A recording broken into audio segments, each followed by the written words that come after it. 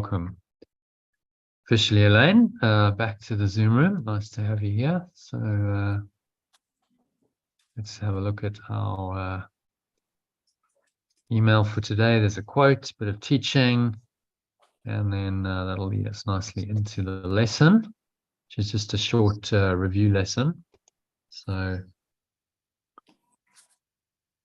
let me just get the live stream going.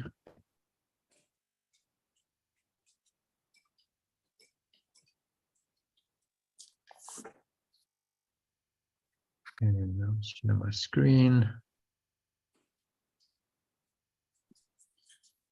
with you.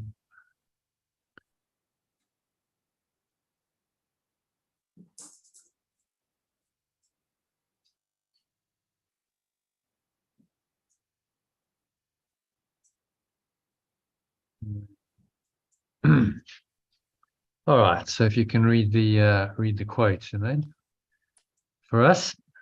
Yeah. To meet everything and everyone through stillness instead of mental noise is the greatest gift you can offer the universe. Eckhart Tolle. Through stillness.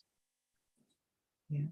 To meet everything and everyone through stillness instead of mental noise. So, you know, this is really what we're doing with this mind training.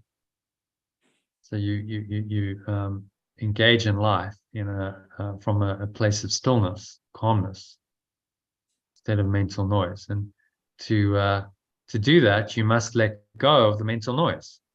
The mental noise is there, then it's a distraction that obscures the stillness. Stillness is pure formless awareness of perfect love. Mental noise is the ego's thoughts and emotions that distract us, cover over that base reality, the stillness. So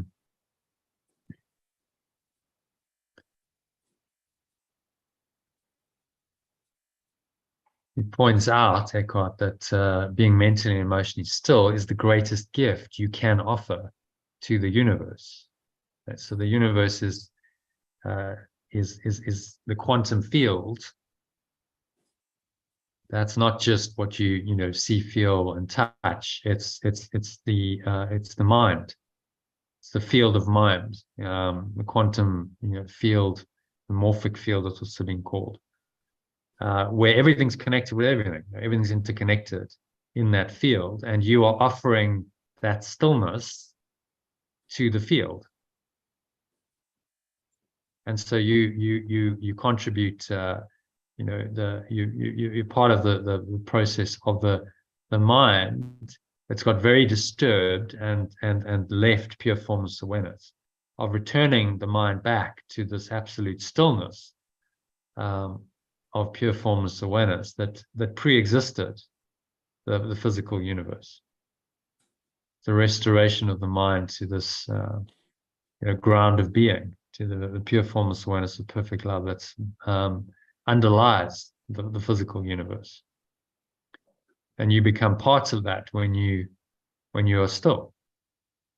And when you're emotionally turbulated, mentally emotionally turbulated, then you're part of the ego system that covers the stillness over. So why is it the greatest gift? Because love is pure formless awareness before the universe of time and space came into seeming existence. So when you're still, you connect with the timeless essence that underlies the universe of time and space. And you contribute to the realization of this presence by all the sentient beings that seem to inhabit this illusory universe.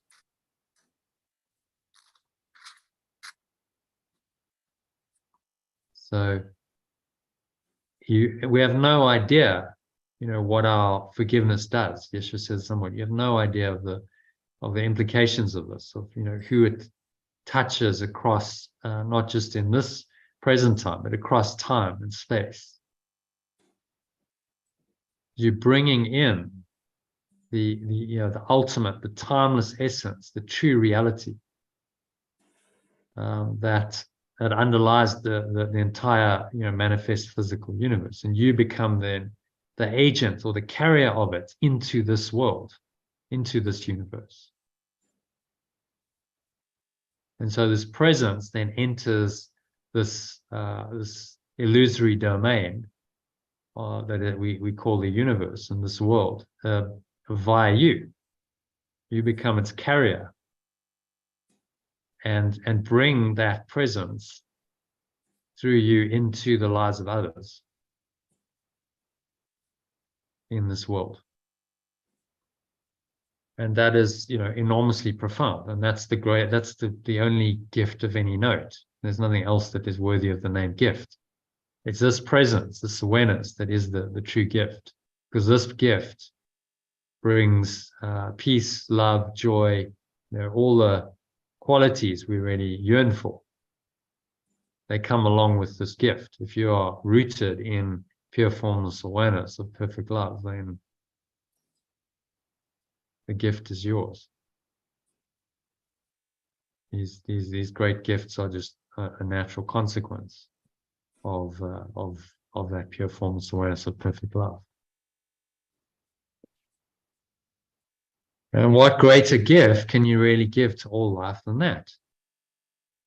To just give all life the timeless essence of itself, and you bring that to everyone and everything through your presence. There's no greater gift. As Yeshua says in one of today's workbook lessons for review, all that you give is you also receive. Right? All that I give is given to myself is the exact lesson. So I receive whatever I give. So when you give and you extend out, you're really giving yourself and the world the greatest gift. Every time you choose to still your mind. By practicing the mind training exercises in the daily workbook lessons or listening to the breath breaks and meditations I send you. So you're choosing, when you do that, you take your 3-minute breath break, you're choosing to allow yourself to be a channel for this presence, the essence, to come into the world. Which is quite profound, really. Say, okay, I'm actually in this moment, I'm fulfilling my divine destiny, purpose. This is the whole purpose of this universe being unfolded now through my experience. This is the only purpose, is to find this stillness and this peace. And I'm doing it right now, real time. And so, you experience a much more purposeful, meaningful existence because of that. So when you experience the deep peace that applying inspirational quotes and workbook lessons in these emails to your life in these ways should bring you, then you will be still and know that I am God. Be still and know that I am God. That's a quote from Psalms.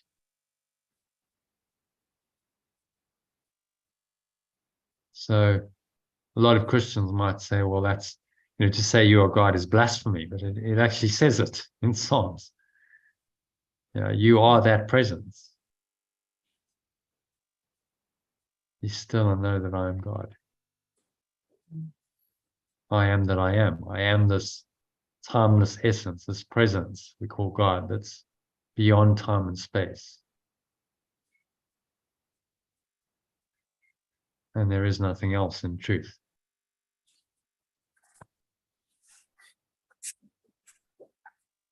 So there's a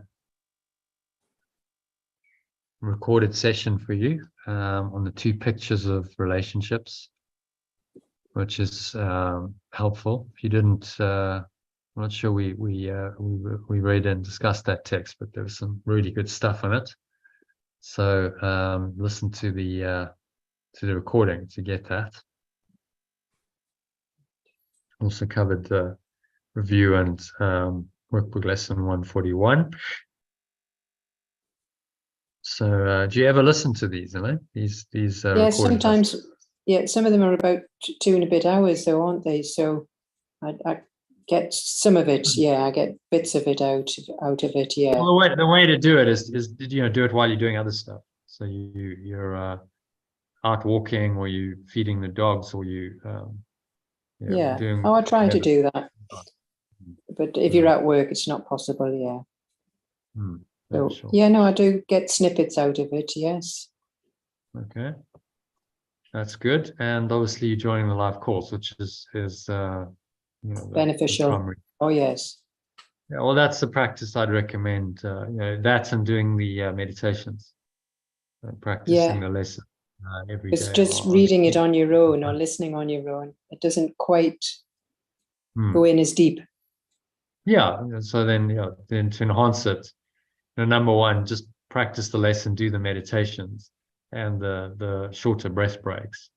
And the second way to go deeper is join the live course, ideally every day or several times a week, because that's going to give you a deeper experience. Yeah, it just motivates you more. Yeah. Yeah, there's nothing quite like an immersion Live into teaching. this. Yeah, teaching, and then it's happening live, and you're interacting. It's never going to be the same on a recording. So I encourage anyone listening to the live stream or the recording to join us. Join us more often, and because the sessions, they come alive, and the more people engage, I think the more there's a few people as opposed to one. People bring in different perspectives.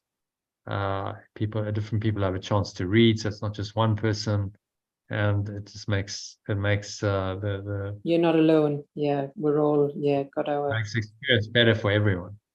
Yeah. Including those who are listening on recordings. Okay, so that brings us to the lesson for today. So if you want to read that, just let me forward. Okay, so having a look at today's workbook lesson, which is 143, just a short review lesson again. So if you want to read that, read the main idea, and then each idea, maybe we'll just pause after each idea, and we'll have a little discussion on it, and then move to the next idea. So want to read the first one? Yeah.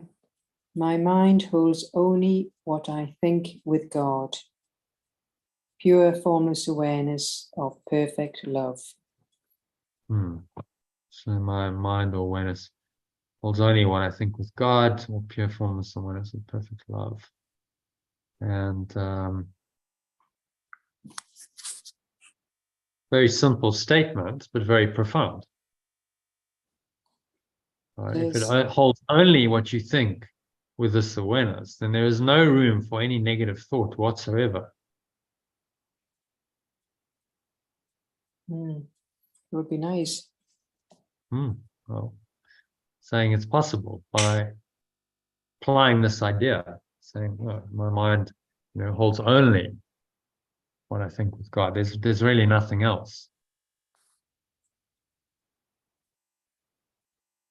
And the way that we practice that is to let go of whatever else is going on, and we find that clear, pure, formless awareness, and we let our thoughts come from that. So from that base state of peace, sense of peace and love and joy, will come this awareness.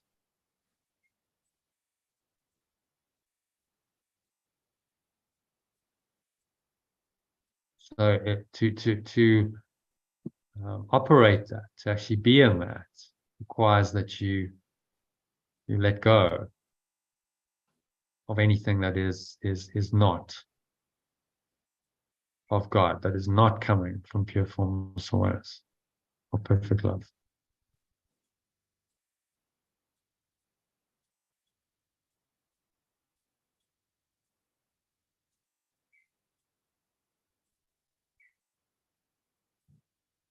That's why the letting go is so important. For your mind to hold only what you think with God requires that you let go of everything else. And that's a whole load of thoughts and emotions that have to be let go of to now be purely inspired. All of your thoughts and your words and your actions coming from this higher awareness. Higher awareness is how we experience pure formless awareness of perfect love in this world. So, the perfect experience of pure formless awareness of perfect love is revelation. So that's a state where really thought, in the way that we think of thought, isn't happening anymore.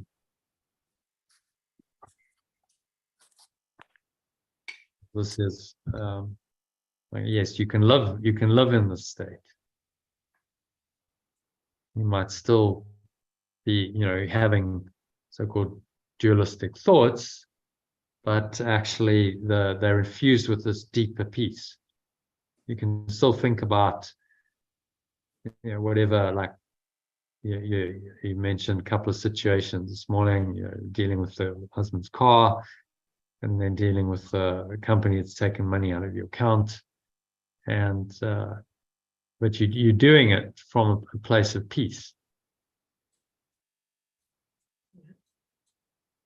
It makes all the difference.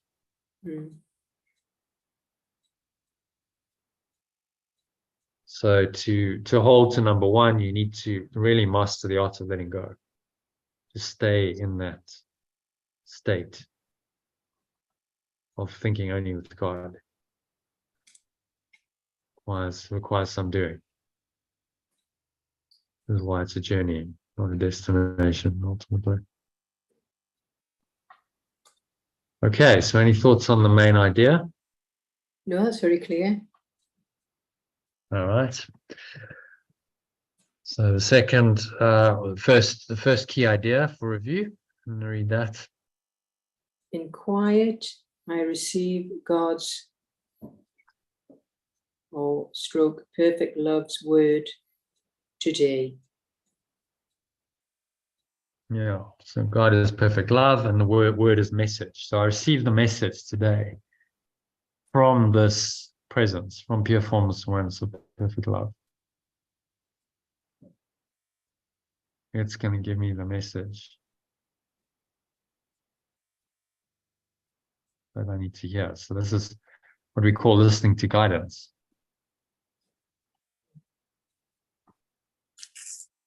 When we listen to guidance, then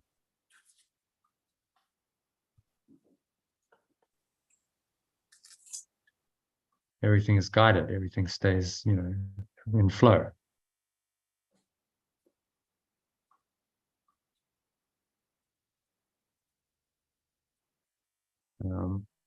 And again, in quiet, so in order to listen to the guidance, we must have a quiet mind. Our mind is busy with lots of egoic thoughts. There's no room for the quietness to arrive and to stay there.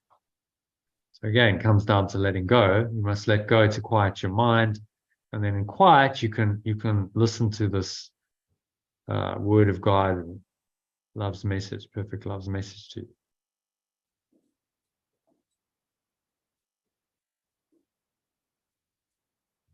Okay. The next one. All that I give is given to myself.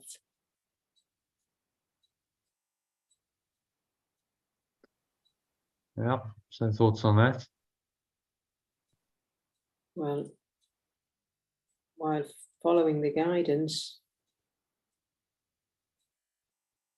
when you're doing it that way and giving that way, then you're giving it back to yourself. If you're following the egoic way, you get exactly what you're giving out. Both ways. Hmm.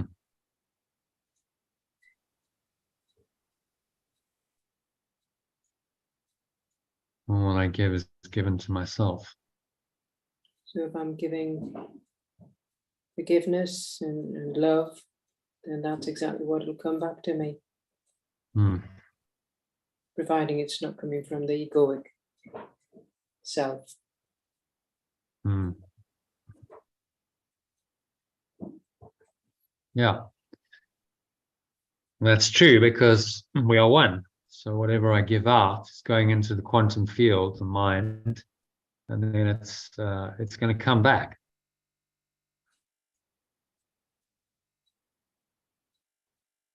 The boomerang effect, it always comes back. And you also acknowledging that there is no other self. You give to another person or sentient being, could be an animal or something. But that the essence of that person, that entity, is the same as yours. There's only one true awareness, one pure formless awareness.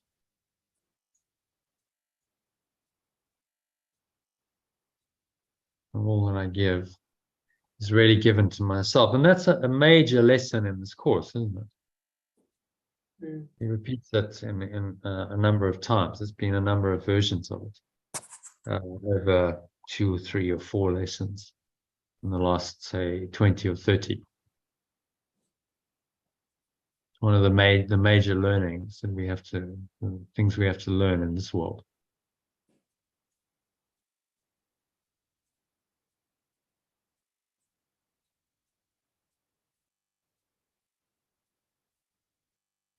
And so the way to have is to give. You give rather than losing, as the ego is telling you. You then have these gifts. You talked about in yesterday's lesson, the gifts of God, peace, love, joy. The way to confirm that you have them is by giving them.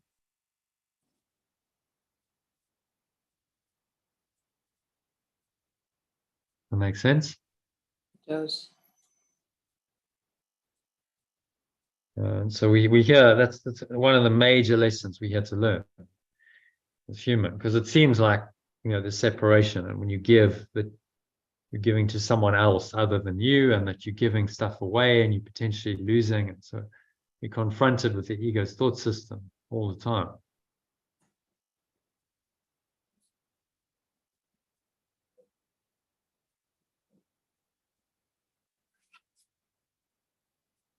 Yeah. So any more thoughts on that?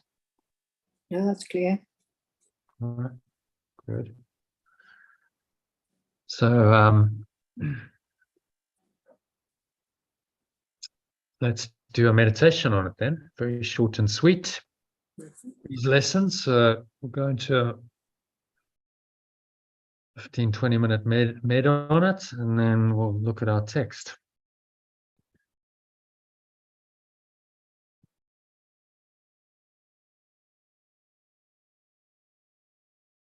Yes. All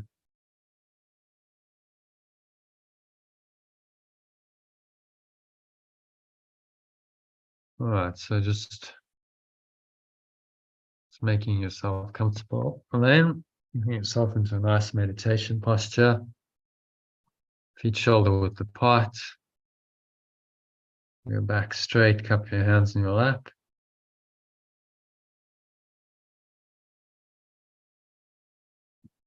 Close your eyes.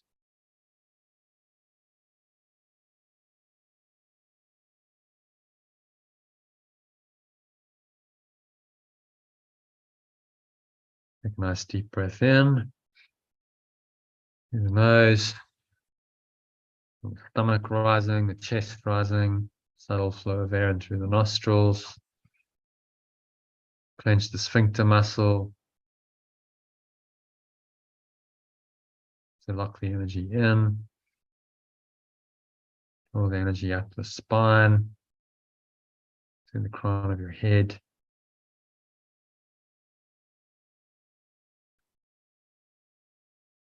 Pausing at the top of the inhale.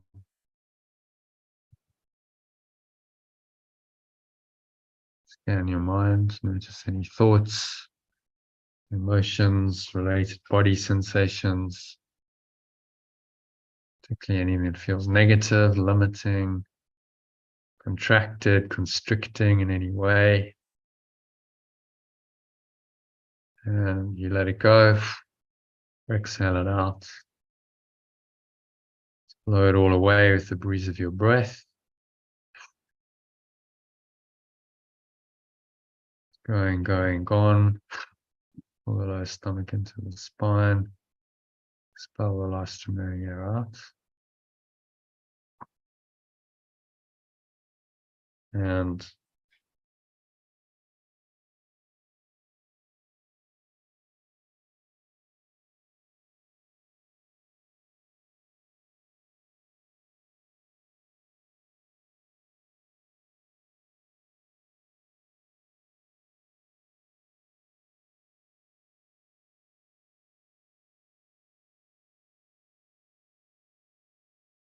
rest here in this peace and stillness.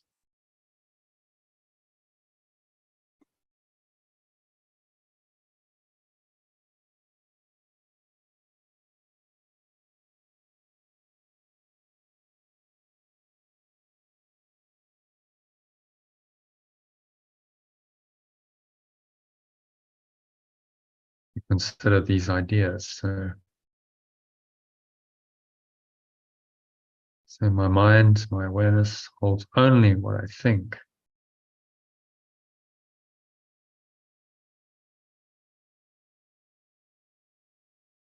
With God, with pure formless awareness of perfect love. My mind holds only what I think with pure formless awareness of perfect love. I have a sense of the all-encompassing nature of that statement. Holds only what I think with this awareness. It means exclusively. There is nothing else. No other thoughts and emotions can cloud your awareness. There's just this pure formless awareness of perfect love, which brings perfect peace and perfect happiness. There's nothing to cloud that. You might want to visualize clear blue sky. Just a clear blue sky, brilliant sun shining through it.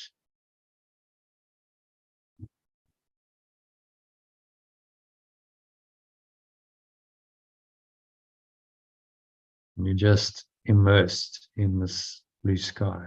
The essence of your mind is the blue sky.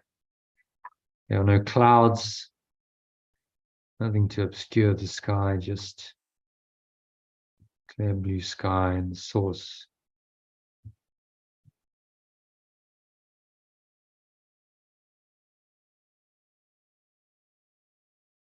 Source shining through you.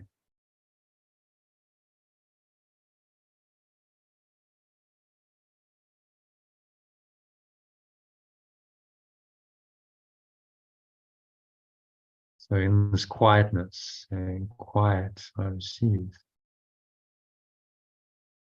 God's or perfect love's word or message today. So breathe in quietness.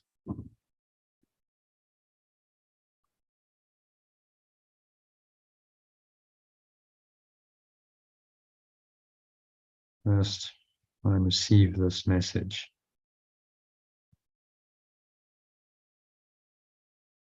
It may not be a specific message, just a feeling really of being held, supported by presence that's always there. You feel very comforted and comforting.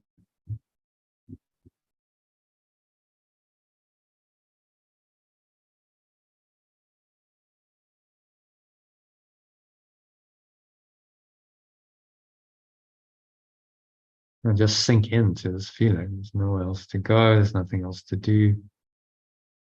Nothing else to think about. Just breathe, relax. And breathe in and out through your nose.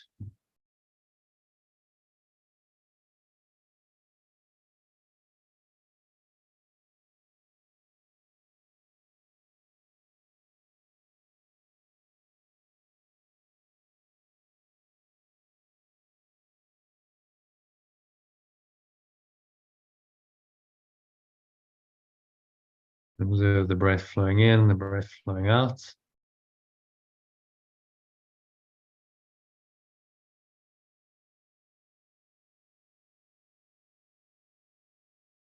Stomach rising and the stomach falling.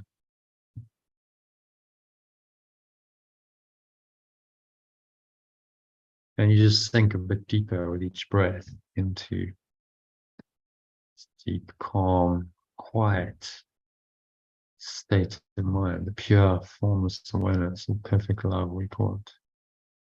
It's whole and complete, perfect unto itself. Nothing else you need to do, nowhere else to go, just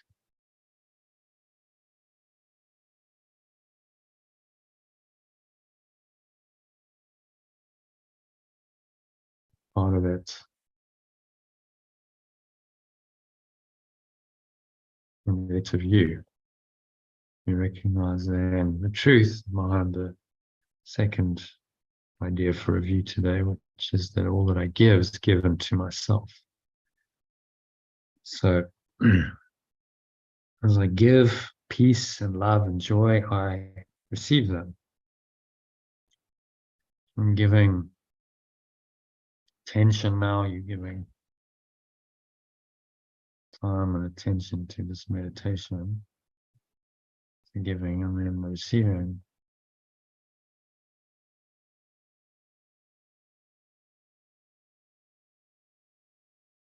Seeing the world just happen, and you come to know when you've experienced the gifts. This is true. Only in experiencing them can you know it to be true.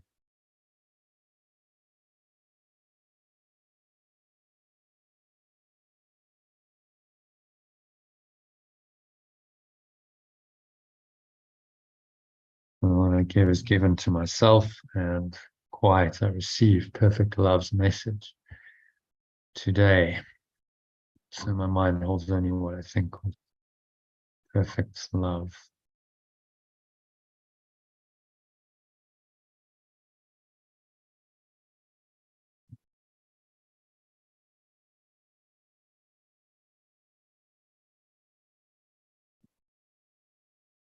I just observe the breath. Breath's just breathing you. By observing the breath in its detached way, you sink inwards and deeper into your mind, to the fundamental awareness that underlies all things in form.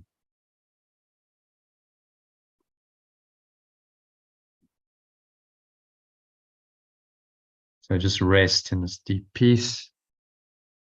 Nothing else to do, nowhere else to go, nothing else to think about for a few minutes of deep silence. Enjoy the peace. It's called the peace of God, peace, perfect love that surpasses all understanding.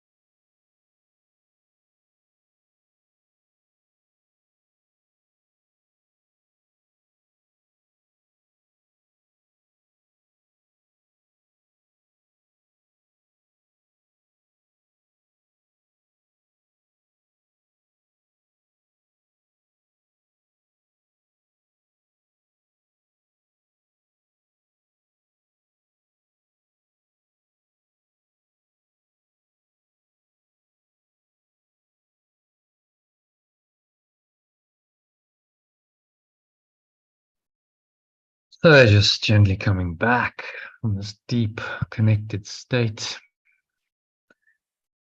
And on the count of 3, you're going to bring your awareness back into your body,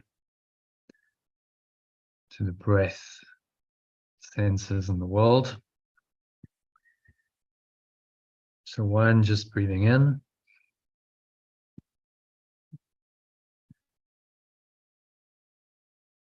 Noticing how the stomach rises. And the chest rises and the subtle flow of air in through the nostrils.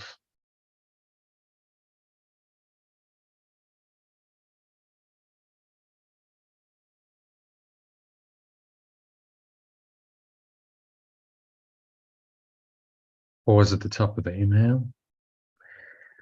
Smile. Scan your mind. Noticing any thoughts, emotions, body sensations going on. Particularly anything that feels at all negative, limiting, contracted, constricting in any way.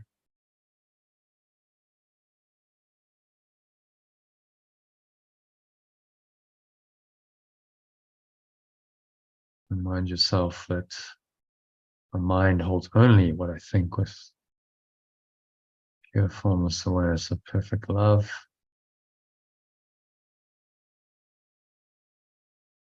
Quiet, I receive the messages of this perfect, loving awareness.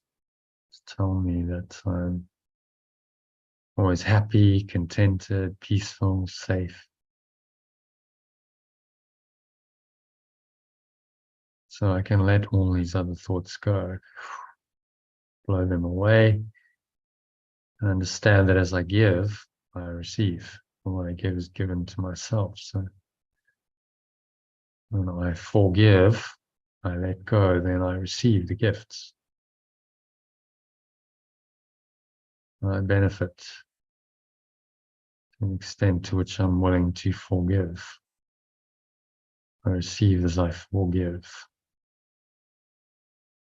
or let go. So blow it all out, let it all go, find a state of calm, peaceful awareness, emptiness.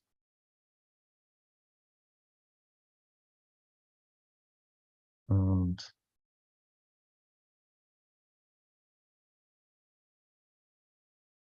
just remain in this state, clear, calm state of awareness.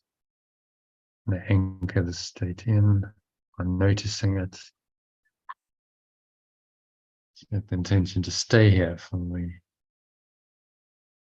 rest of the session or afternoon or until evening. To help you do that, practice today's lesson frequently, ideally every hour. Listen to the breath break recording I've sent you. It's only 3 minutes long, or you can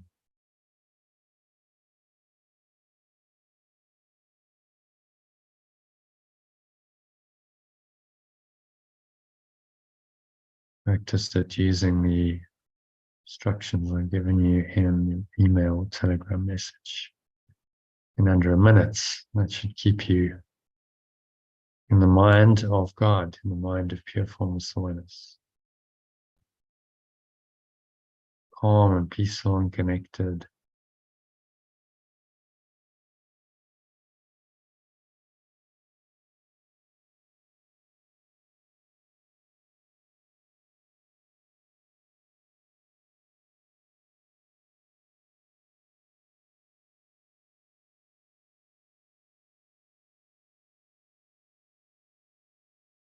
And so it is said, and so it is done. So now on the count of 3, open your eyes.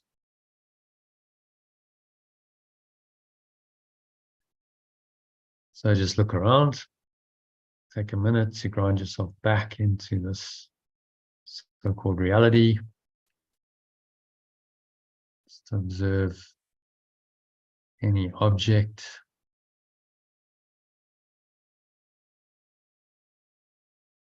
in the room around you.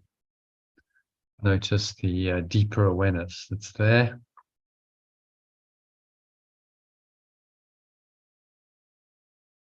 Your formless awareness of perfect love underlies all of your sense perceptions, and you notice that.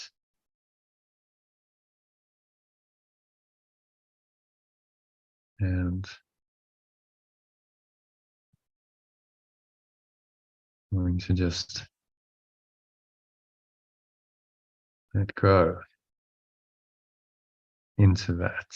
So that awareness, it's always there, it's permeating all of your perceptions. Look at any other object, and just that awareness is still there. And any person or any object you choose, that awareness is there. So you're learning that awareness is everywhere. It's universal because it's in your mind. You can never be without that awareness. So this awareness underlies all thought, all emotion, all sense perceptions. This is the awareness the lesson's pointing to. Fundamental awareness. Grounded being. Base reality, whatever you want to call it. It's pointing you to that state of mind, which is a deeply peaceful, happy state. So just stay in the state, practice today's lesson to help you. Do that frequently, ideally every hour to top you up. And one more time, practice it in a longer practice period by listening to one of the meditations I've sent you. There's a 25-minute one, there's a 12-minute one. And now there's this one that I'm posting to the group, which is about 26 minutes. So practice well and stay connected to your source and receive the gifts that it gives. Okay, so that brings us to the end of the meditation and part one of the session, which was to do the lesson, the quote, the lesson, the teaching related to the quote. So shall we go on to our text reading now? Yeah. Okay, so Elaine, you still there? Yes, I'm here. All right, good.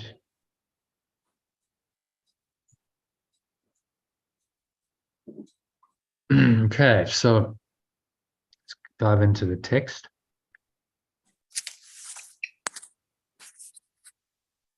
Today's text is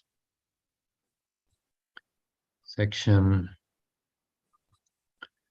7 of chapter 17, which is entitled The Call for Faith. So,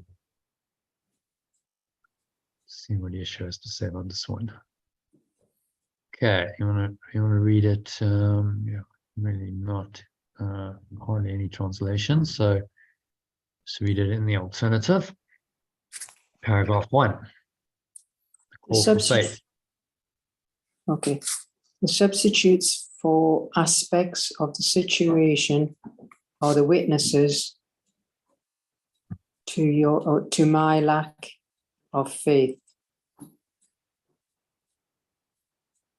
Can't remember what witnesses is again. What were witnesses? You did mention it. Witnesses are, anything that shows you that this is true. So, yeah, right. Substitute. Remember, he's kind of carrying on from the previous section, because he was talking there about substitutes for aspect situation, where you split off one thing from another, and you say, well, this I'm going to handle differently. Perhaps we should just have a little look at yesterday, shall we? Because it's leading on. Remember that the text was given in one long stream. It wasn't broken into paragraphs. Yeah. And sentences and sections. They did that subsequently. So it kind of leads, one thing leads to another. So what he was talking about was aspects of reality that get split off. If you recall, because we did this text yesterday. So where was it? So he's talking about faith. So he's saying here, do you want to maybe just read this so we've got context, just to remind ourselves. Read paragraph 6. The goal of truth requires faith. Faith is implicit in the acceptance of the remembrance of perfect love's purpose, and this faith is all-inclusive. Where the goal of truth is set, their faith must be. The remembrance of perfect love receives the situation as a whole. The goal establishes the fact that everyone involved in it will play their part in its accomplishment. This is inevitable. If I cannot ever fail, this seems to ask for faith beyond me and what I can manage.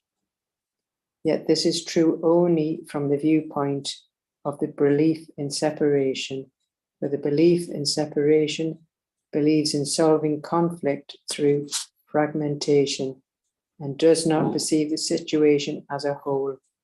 Therefore, it seeks to split off segments of the situation and deal with them separately, for it has faith in separation and not in wholeness. So this is what he's talking about when he says that you're going to split off segments and try and deal with them separately. And then to go back to here, he picks it up here and he says, the substitute for aspects of the situation, or the witnesses to my lack of faith. Yeah. Yeah. So that's the context of it. Yeah.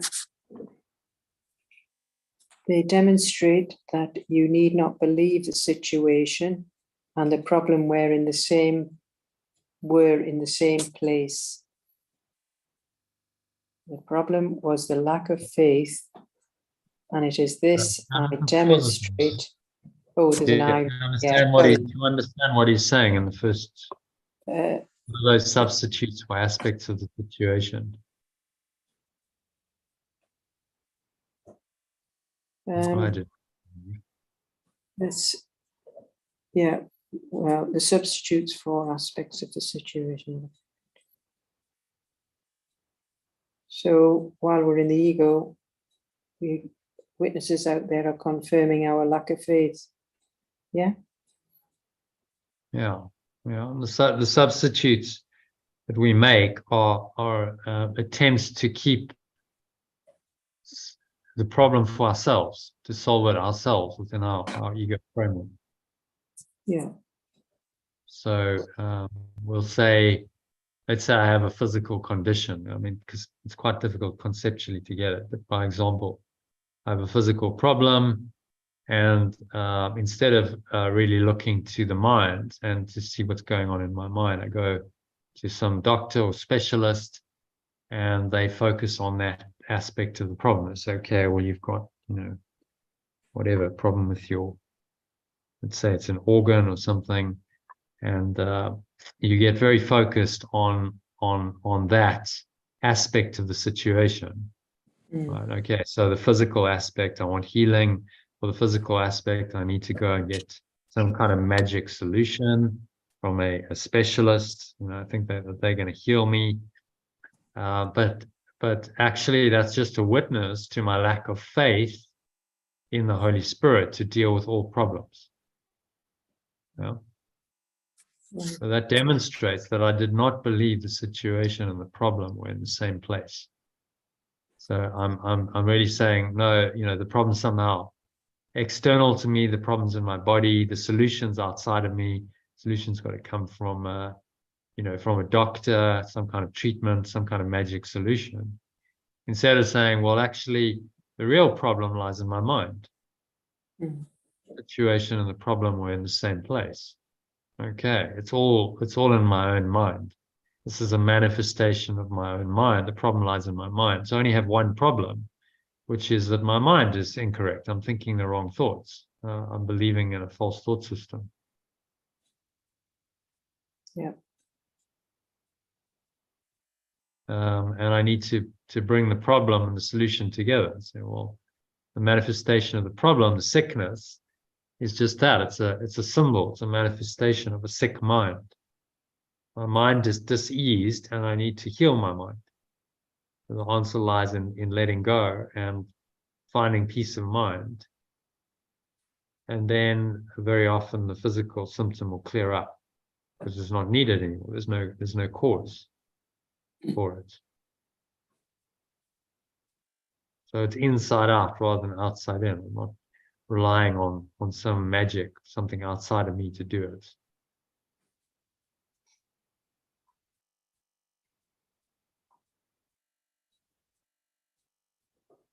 Okay? So Okay. is that clear what he means by the substitutes Oh, yes. for aspect of situation? Yes. Yeah.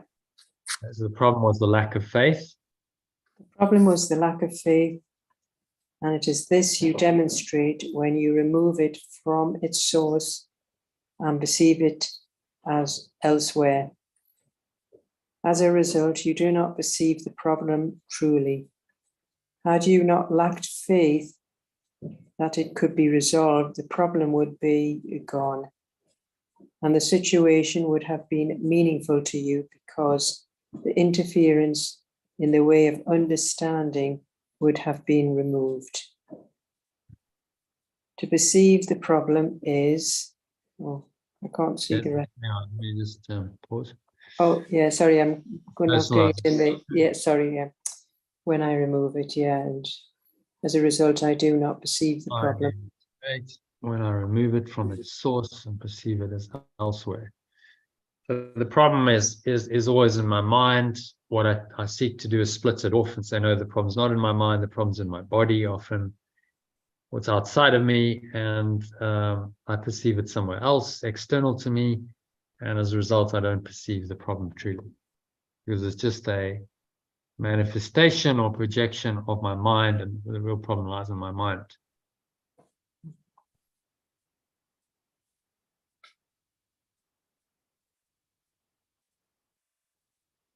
And I'm not lack faith that it could be solved.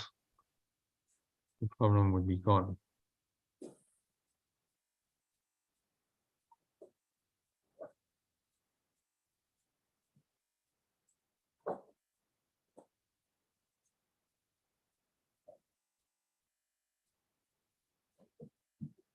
The situation would have been meaningful to me because the interference in the way of understanding, my way of understanding, should we say, would have been removed.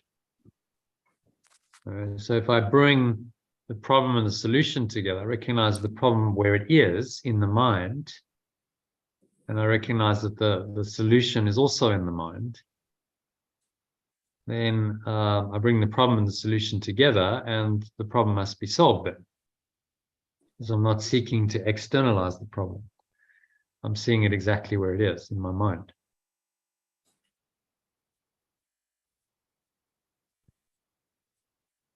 So he's saying again, from the integral model perspective,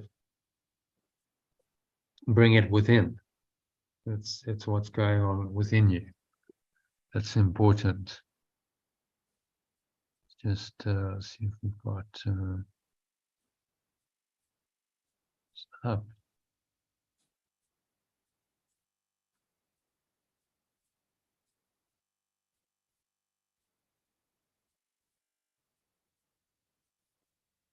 Oops. Okay, maybe not.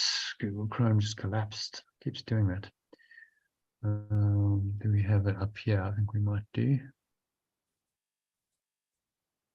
There we go. So there's the integral model again. So what he's saying is the problem always lies in the internal, right? The problem is always interior. It's in your mind. that's where the problems originate, and then it gets projected out on the physical level, in the external, and we see the problem externally. And the ego seeks to split it off and say the problem is here. Problem lies in the body.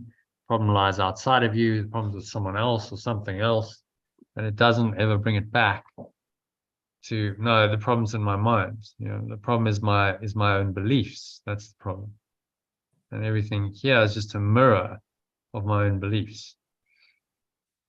So let me bring the problem back to where it is internally, and then I can correct it. I can see that it's just this is all delusional. There is really no problem.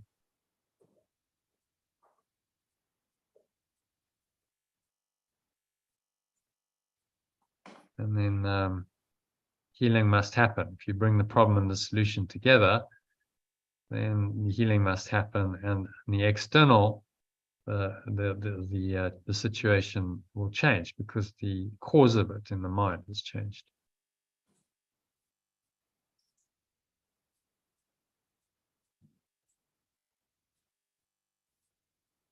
To perceive the problem is elsewhere is to keep it. For by doing this, I separate myself from the problem and make it unsolvable.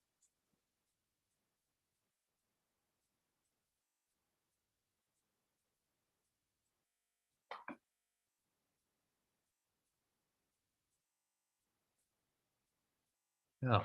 So if it's outside of me, then how can I really solve it? There's all kinds of external causation going on. I'm not in control, often, of the way other people behave. I'm not necessarily in control of my body, because I'm seeing the body as outside of me. And I keep the problem as unsolvable because it's split off. And this is what the ego wants you to do. See a whole lot of insoluble problems, which perpetuate the illusion that you are separate. Justify negativity, pain, suffering, and all the rest of it. And all we have to do is change our perception and recognize that the problem is not really outside of us. The problem is within us. Yeah, does that make sense? Yes. What are you saying? Okay, can you explain it back?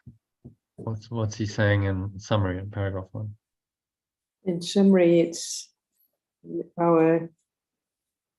all in the mind. All sickness is in the mind. And we've cut ourselves off working from outside in, no, inside out. And sorry? Yeah, the delusion of the ego is that the causation is outside of you. There's external causation, and now that has the ability to cause you problems that become insoluble because the causation's outside of you. So how do you solve it if the cause is outside? You see, the cause is somewhere else. It's outside of you. It's someone else. It's a condition not under your control, and so you then seem to be a victim of the situation. Yeah, that's right. You become insoluble, which is, of course, what the ego wants, because it stimulates all kinds of negative thoughts and emotions continuously in you, which is why it exists, in and through those. Yeah.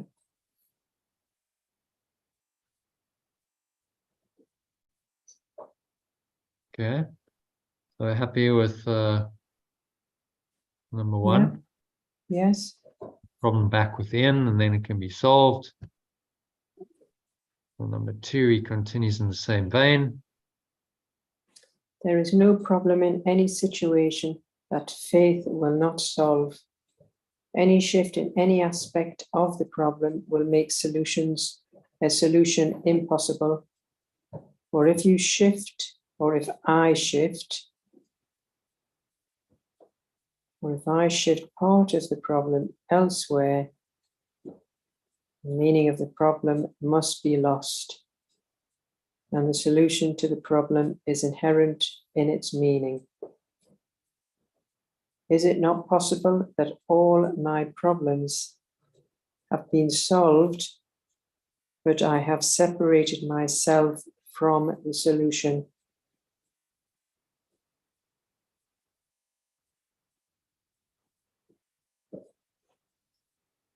Yet faith is justified where something has been done and where I see it has been done.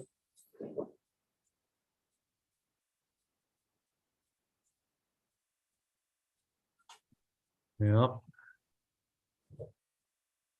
It is justified where something has been done, or I see it has been done.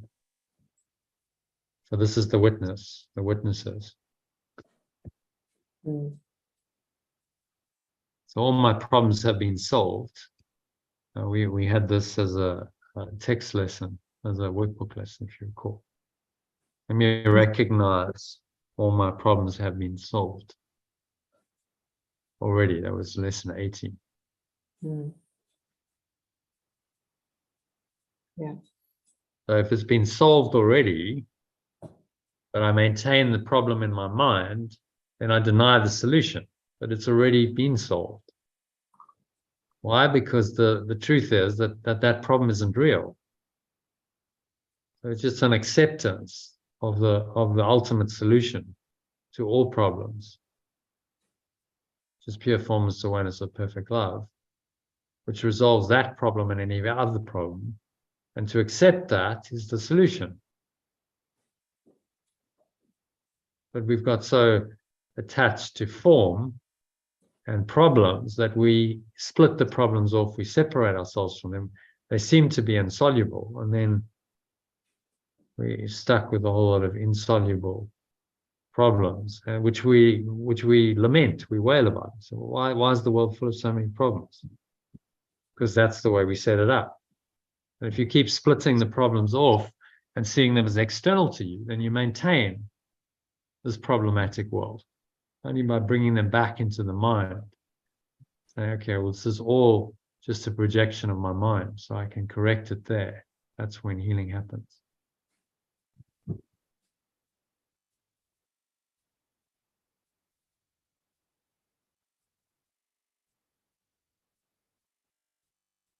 Okay, so thoughts on that? What's he saying? Again, it's all of our own doing, because we're looking at the external, which is just a projection of us, and so there's no problem in any situation that faith will not solve. So if we again get back to pure formless awareness, and that's everything's the solution solved if we go to our right mind. Mm-hmm. But we've unfortunately separated ourselves from the solution, and so we look outside and again look for magic, and so then it just keeps going on, recycling and recycling. We make our own problem. I perceive it has already been done. So this is the art of letting go. You perceive in any situation, let's go to the timeline of consciousness, that you're already here.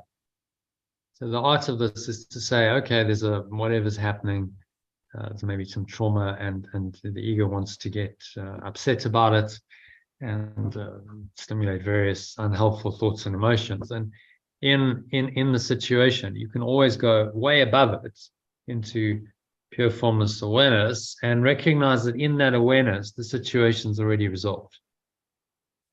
Because you're in this awareness. Well, this is the final outcome of everything. It's the alpha and the omega. It's the end of all problems. There's no problem here.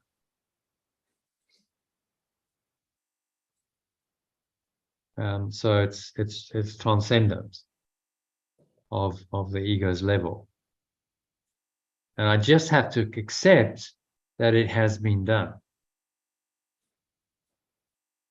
Yeah. That's all. Okay, it's already solved. Irrespective of what's happening on the level of form, I go here as my first port of call. I say it's already been solved. There is no problem. So I find peace. I find peace. I find happiness. I find love. I find gratitude. I find joy. Everything's okay in this state. So now I take that okayness, everything's okay, that comes back down. I'm now feeling in this expanded state. But the down arrow is then a download from this awareness, from source, which is saying, okay, in this situation, here is the best course of action. Here's what you can do or not do to solve the problem on the level of form. But the problem's already been solved on the metaphysical level. You get it? So it's always internal first, and the external follows. The ego is trying to reverse that always. Say, no, there's a problem in form and the causation is outside of you. So try and fix it in form. But as Einstein said, the significant problems we face cannot be solved at the same level of thinking we're at when we created them. So these problems created by the ego cannot be solved by the ego because they are designed to perpetuate its thought system. Okay, so anything else on number 2? Yeah, no, that's clear.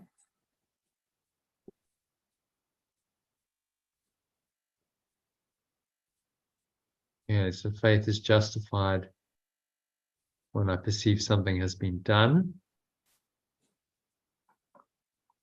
So if I can go into this awareness and I can experience it, then I can experience the truth that yes, it's already done. Everything's solved already. There is no problem because I've experienced that awareness.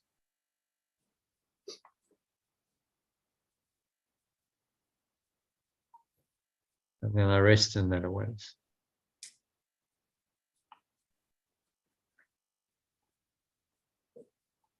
Okay. Happy to move on to number 3. Yes. A situation is a relationship, being the joining of thoughts.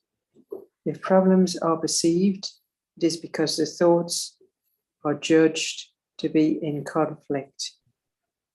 But if the goal is truth, this is impossible.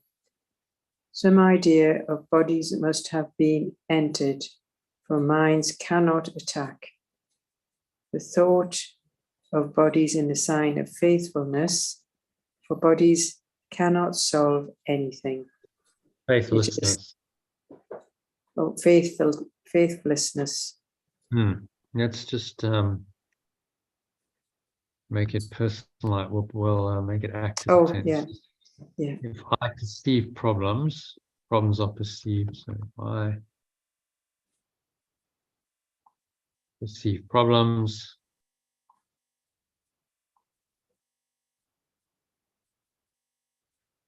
because the thoughts are judged to be in conflict.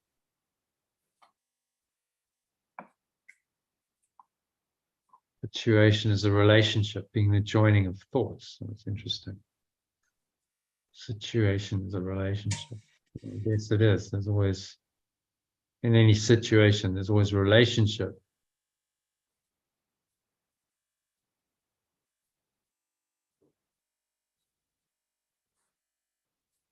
Because there's a joining of thoughts in that situation.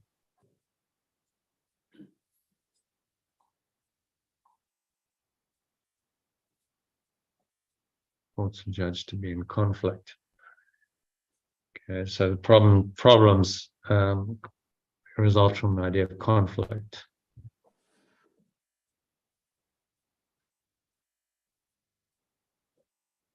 The goal is truth. This is impossible. Some idea of bodies must have entered. Minds cannot attack.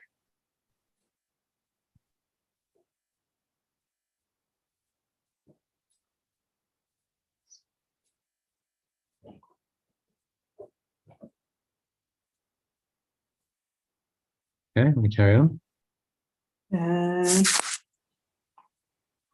Oh, what number was I on there again? Faithfulness, is it number 6? Is I on number 6? Yeah. Thoughts of It bodies is as faithlessness, 6, or I bodies think I'm. outside. It is their intrusion on the relationship and an error in my thoughts about the situation, which then becomes the justification for my lack of faith.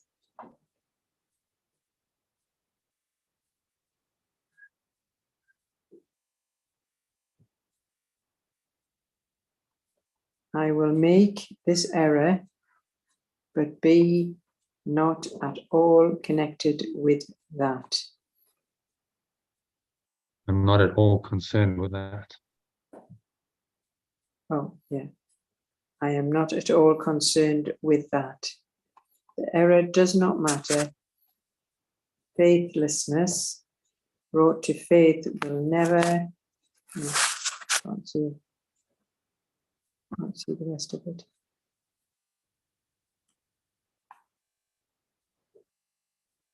Will never interfere with truth. But faithlessness used against truth will always destroy faith. If I lack faith, ask for it to be restored where it was lost, and do not seek to make do not seek to have it made up elsewhere. To me elsewhere. As if I had been unjustly deprived of it.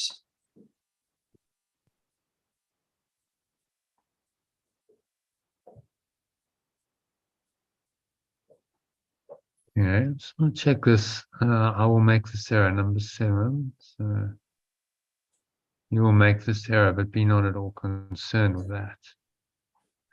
All right, I will make this error, but I'm not at all concerned with that. Error does not matter. Faith is brought to faith will never interfere with truth. Okay.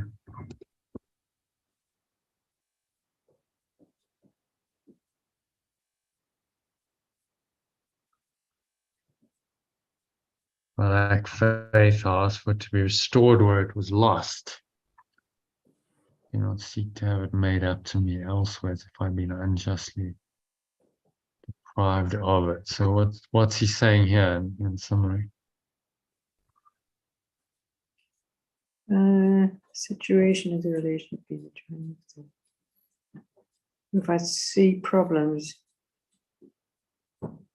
it's because the thoughts are judged to be in conflict. But if the goal is truth, then this is impossible. So the bodies have entered. So this is when the mind.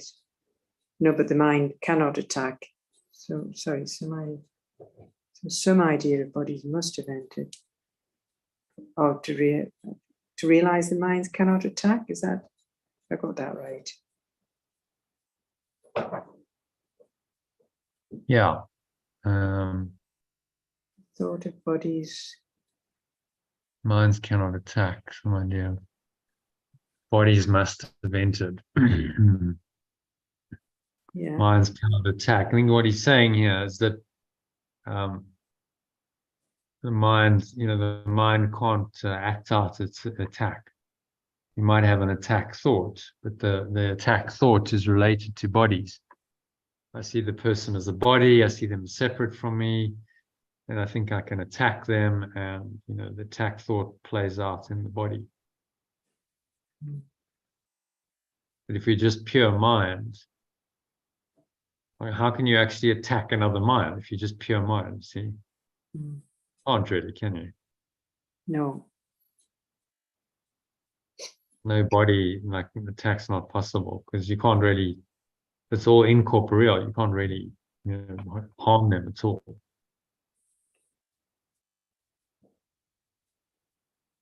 Body seems to make attack real.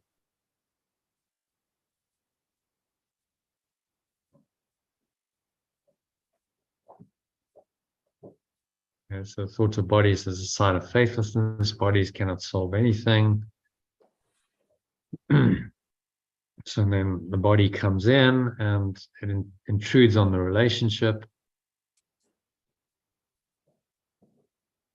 So it's an error in my thoughts about the situation, because I'm thinking of myself and others as bodies. Then becomes a justification for my lack of faith.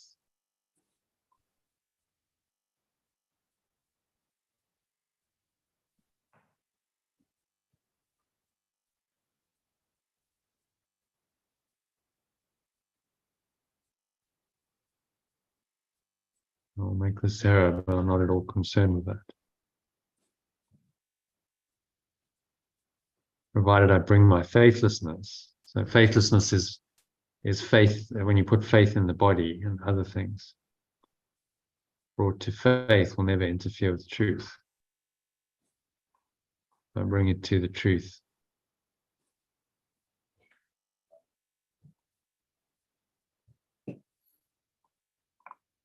This is used against truth will always destroy faith.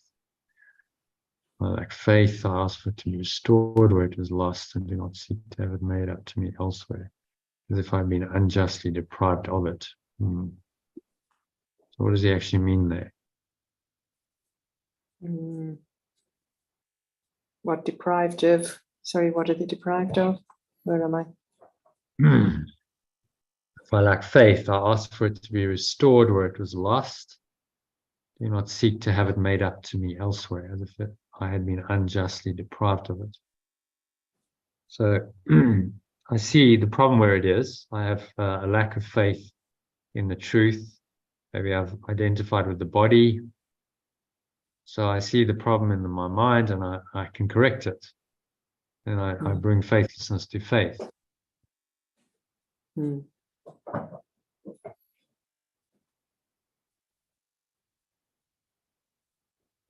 Do not seek to have it made up to me elsewhere if I've been unjustly deprived of it.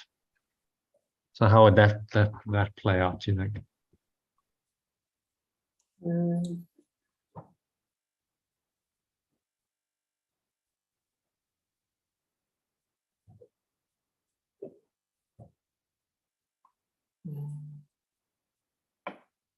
Can't think of an example.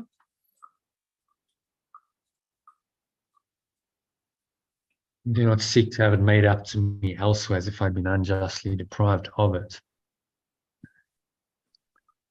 So we might be asking for some kind of solution on the body level, the magic solution, and we think that that faith in the magic is going to work. Do not seek to have it made up to me elsewhere as if I'd been unjustly deprived of it. So I'm not seeking a solution outside of me, elsewhere, not looking for magic solutions. This faith can't be made up elsewhere. It's in my own mind.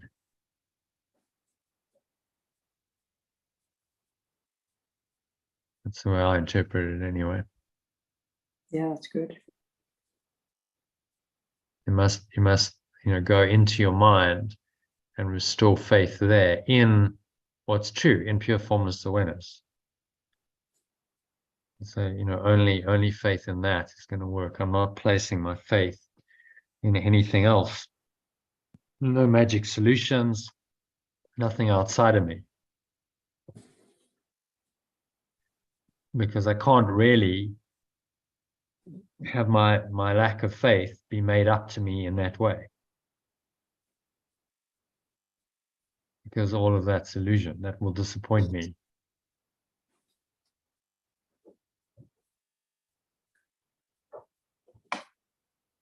Okay, so what's he saying? An overall summary of that paragraph. I'll give it a bash, summarize it. Well, putting our faith in the external and the magic is the opposite to the truth. And if we have faith in the mind, then our problems will be solved. Sorry, I know that's a bit basic to what it's saying, but yeah, but let's get into the core of it. Yeah. So the faith is in my my true awareness, pure formless awareness, which is inside me. It's not outside. I'm not seeking to place faith in anything outside of me. That's really the key. Because that's what the ego is always trying to do. And that just maintains the problem, because you've actually denied the truth of who you are. You're looking for salvation external to you. Yeah. Definitely, And so that's never going to work. So bring, if you know that you've been faithless because you've looked for these magic solutions, you've used them against truth, you can always restore your mind to faith by just seeing consciously, okay, this is a form of faithlessness. I'm having faith in an illusion here. That's not really going to solve the problem. Just perpetuates the problems outside of me. So, let me restore my mind to the truth and have no faith in these problems. Mm-hmm.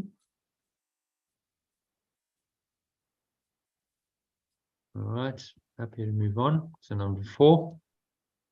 Yeah. Only what you have not given can be lacking in any situation. Oh, sorry. Only what I have not given can be lacking in any situation. Yeah, that's a great line, really, isn't it? Only what I have not given. So the I being the true self. Yeah, well, yeah, you could, the I is the decision maker. Yeah. What I've not given can be lacking. So in this instance, he's talking about I being the ego, identified with the idea of separation, separate I. Yeah. Not given can be lacking in these situations. So only the separate self doesn't give. Mm. And that's all that's lacking. So you're going, well, this isn't happening. Let's say you're in a special relationship. Again, very pertinent at the moment. This is lacking, and what have I not given? Can be lacking in any situation. Because as today's lesson says, as I give, so it's given to me. So in my husband's situation, him suffering dementia, does that mean I've caused that? No, not as literal as that. But say, there's a conflict between you, maybe, so there's issues. And so I always ask myself, what have I not given that's lacking in the situation? Oh, well, my Yeah, true lack of formless understanding, awareness. maybe love. There's a lack of connection and understanding. Okay, well, what I can do is I can supply what is seemingly lacking, because that's what I haven't given. Oh, that's right. Yeah. I can give that. So unconditional love, understanding, compassion. I can give all of that, although it seems to be lacking in the situation. And the ego says, well, blame someone else for it. Holy Spirit says, well, just correct the error. If there's a lack, then correct it. Yeah. Yeah. Yeah. I'm not given. So you give what you want to receive. As I give, it's given to myself. These are all variations on the lesson. If I want unconditional love, then I should give it. Yeah. Yeah. Only what I've not given can be lacking. Quite a profound line. I think I should copy that and do something with it. So we'll just put it into Telegram for now, something like that. And I'll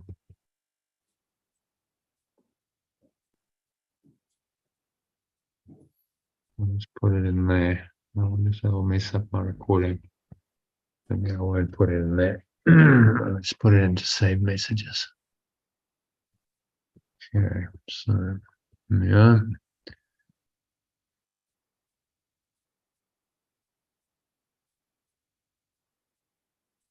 Okay, continue.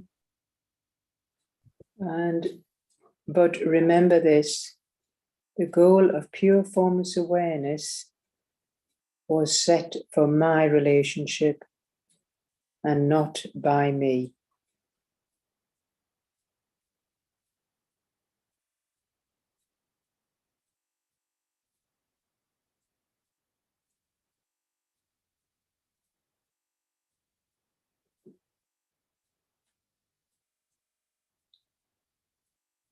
I did not set it because pure formless awareness cannot be seen except through faith, and my relationship was not wholly aware.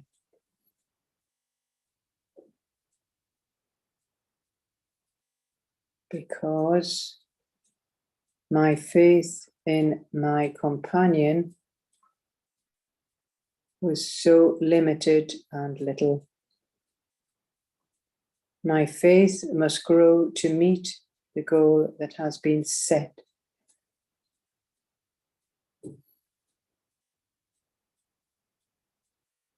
The goal's reality will call this forth, for I will see that peace and faith will not come separately. What situation can I be in without faith and remain faithful to my companion?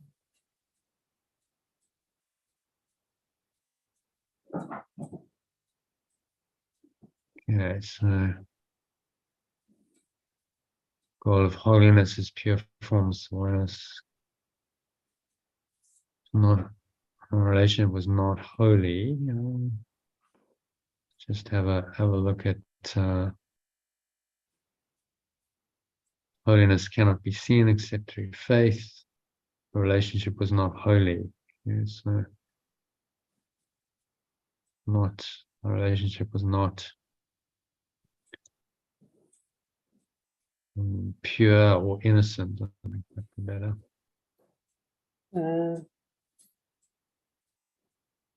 Yeah. Pure or innocent? Pure, or yeah, either or, really. I mean, I actually quite liked Wholly Aware as well, so they all mean the same. The relationship was not wholly aware. Okay, we'll keep that. Because my faith in my brother was so limited and little. Faith must grow to meet the goal that has been set. Goal's reality will call us forth. So it's calling for faith in our brothers. See in them what is true. Yeah. So I see my husband as pure formless awareness.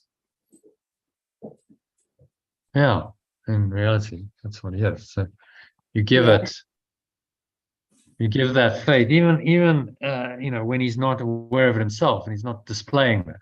It's to give it because of the truth. You give it. You give the gift to yourself. That's what he means. As I give Yeah. everything I give given to myself. Because the more you perceive it in others, the more you're saying, well, this is my reality. I perceive it in myself as well. Yeah.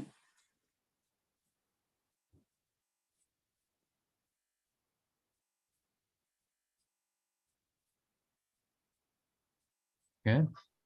Mm-hmm. World's reality will call us forth, for I will perceive that peace and faith will not come separately. What situation can I? Yeah.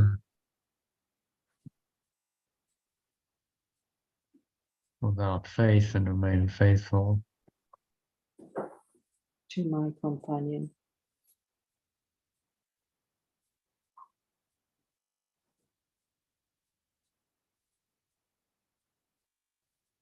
Okay, so what's he saying overall there? Summary of that paragraph. Well, the goal of pure formless awareness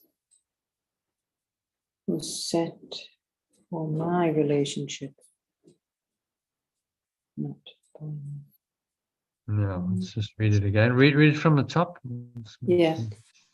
Only what I have not given can be lacking in any situation. But I remember this, the goal of pure formless awareness was set for my relationship. For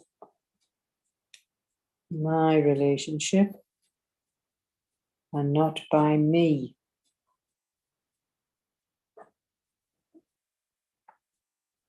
So the me being the separate self. Is that who me is? Yeah. It was set for my relationship and not by.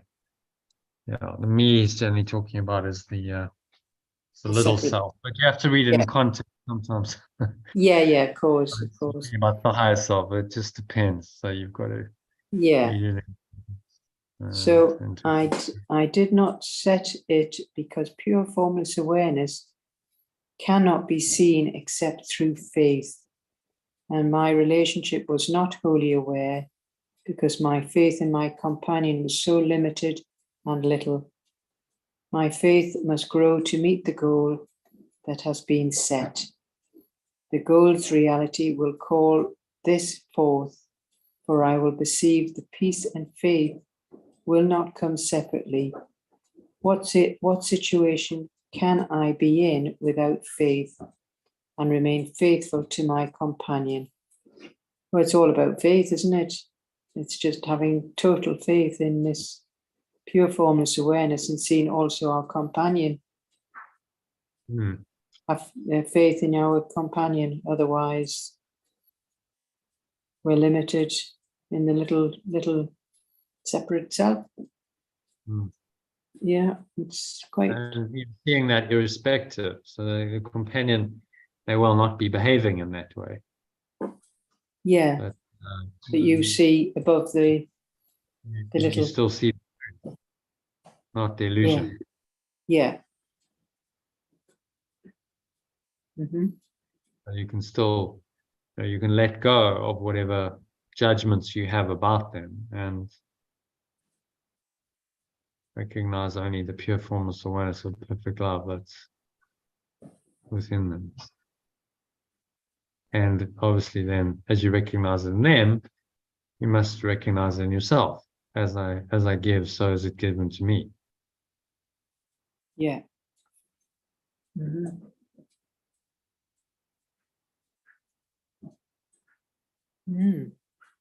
It's a tall task, but work in progress. But it's really countering the ego in its domain of special relationships and these grievances and so on that it cherishes, and then it's going into that really faithless area and saying, no, I'm going to have faith in the truth here. Yeah. That only the truth is true, irrespective of what's being shown to me. Yeah. Mm-hmm. Okay, so happy with number 4. Yeah.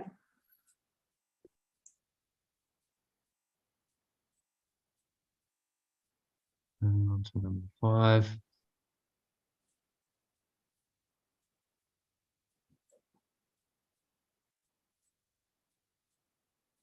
Every situation in which I find myself is only a means to meet the purpose set for my relationship.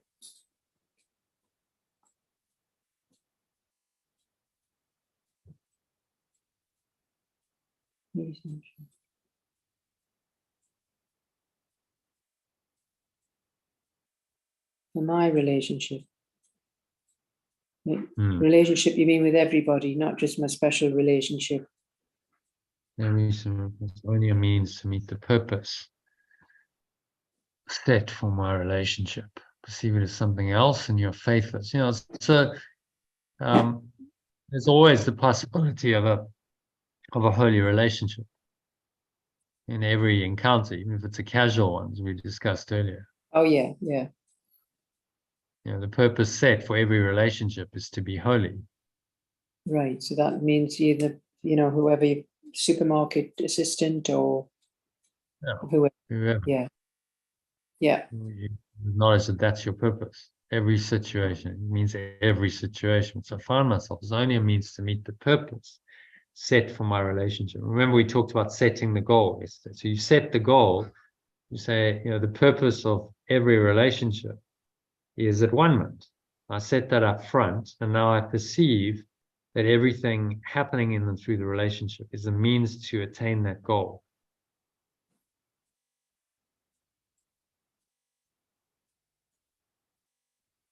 Yeah.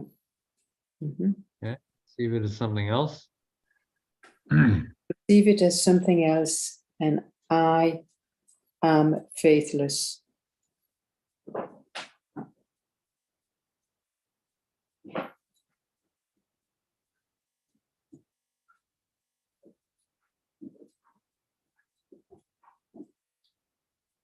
Do not use my faithfulness.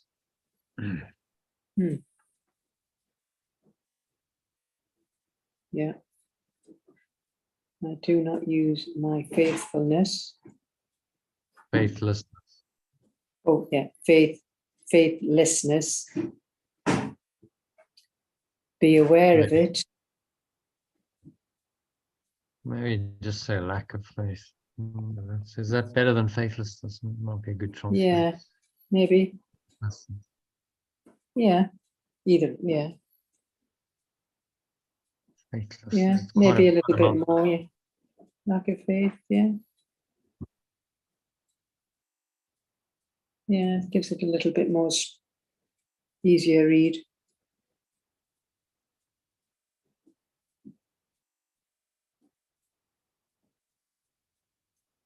A lack of faith brought to faith. Yeah, it gives it a bit more. Yeah. Yeah. Mm-hmm. Maybe interfere with truth. But my lack of faith used against truth will always destroy faith. Or do you prefer faithlessness? My faithlessness used against truth will always destroy faith. Yeah, what do you think? Shall we just do a global replacement? Faithlessness. It's a sign of what's your bodies is a sign of lack of faith. Faithlessness. That's probably better kept there. Right. Sign of faithlessness, because it's a sign of lack of faith. Keep that as faithlessness. Thought of bodies is the sign of faithlessness. Yeah. For bodies cannot solve anything.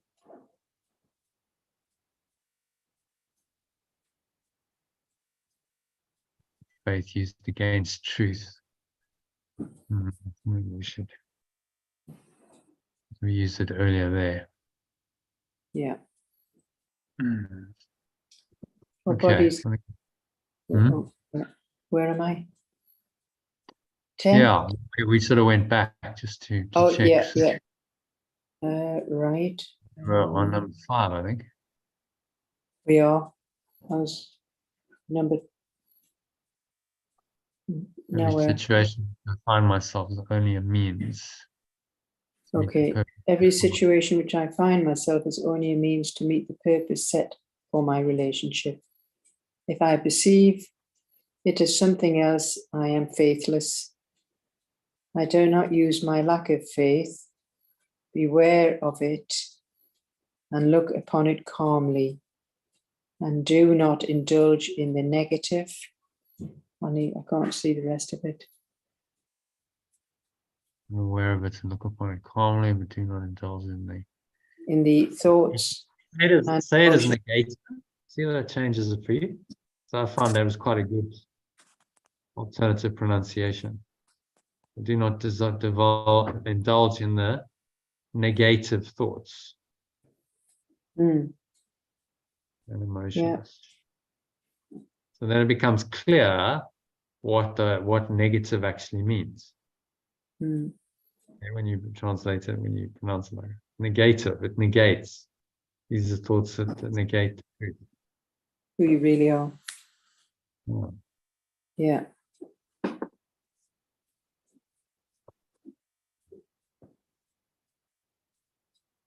So yeah, these little changes just bring, if it's just a pronunciation change like that, brings us into more awareness. All the difference. Yeah. Can do, yeah. I found negative. I'm like, oh, okay, that's interesting. That's sort of, yeah. Because we say negative, and it's such a overused word. It is. So what does it actually mean? Negative. Okay, well, it's just something I don't want. It's unpleasant. But negative says no. This thought negates something. It negates the truth. Something actually negates the truth of who you think you are. Must be called into question and let go. So it helps one to go, okay, that's just a negative thought. Remember, he's saying in the beginning, introduction, he's saying, of course, cannot show you the meaning of love, but it can show you the blocks to the awareness of love's presence and help you remove them. So it's those blocks, which are the negative thoughts and emotions, that must be looked at and let go of. Something like that.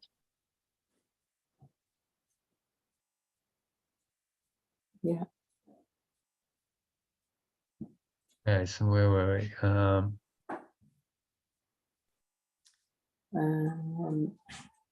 Do not indulge in the negative thoughts and emotions that faithfulness entails. Lack of faith entails. Yeah. Lack of faith is the servant of illusion and wholly faithful to its master. Indulge in it, and it will lead you straight to illusions. Do not be tempted by what it offers you.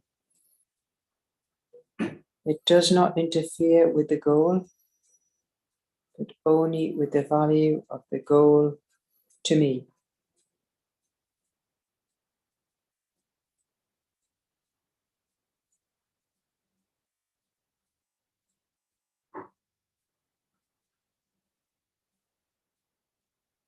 Tempted by what it offers me. I want to feel the goal, but only the value of the goal.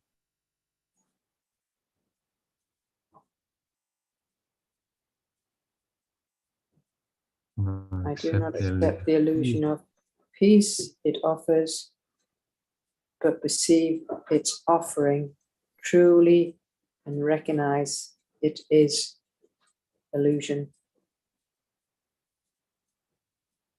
Is it an illusion? Is it an illusion? No. It is illusion, yeah. Yeah.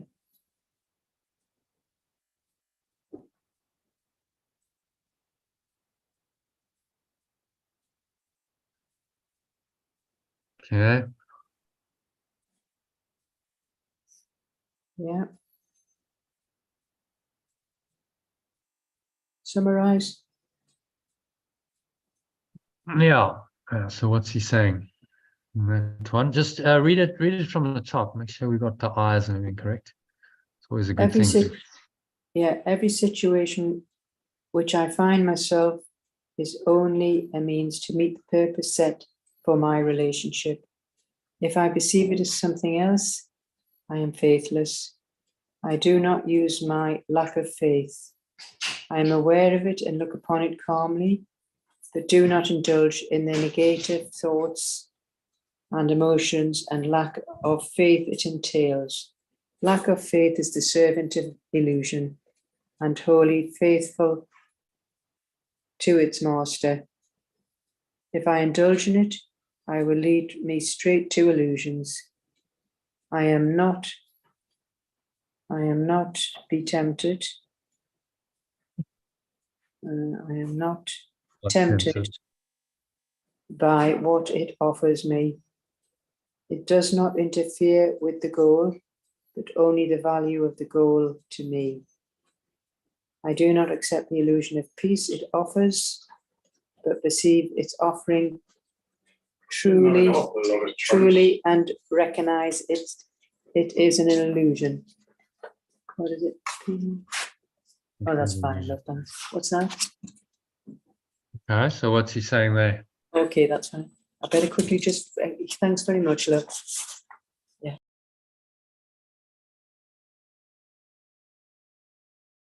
Muted. That was getting mixed up there. Well, it's again all about, putting our faith in the illusions and to be aware. Sorry, Dean, I'm just interrupt 1 minute. Sorry. Where's the pup? She's just.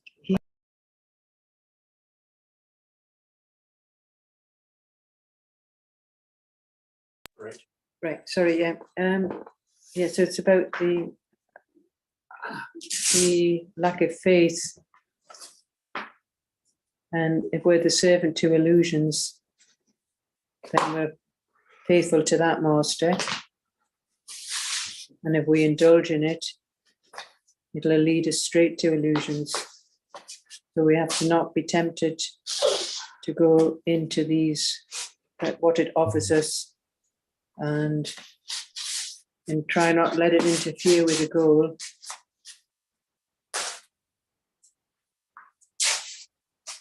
Just basically to recognize. Just don't indulge in the negative thoughts, and recognize it for what it is. That it's just hiding the truth. It's all about faith, having faith in the reality. Yeah, gone a bit long-winded there.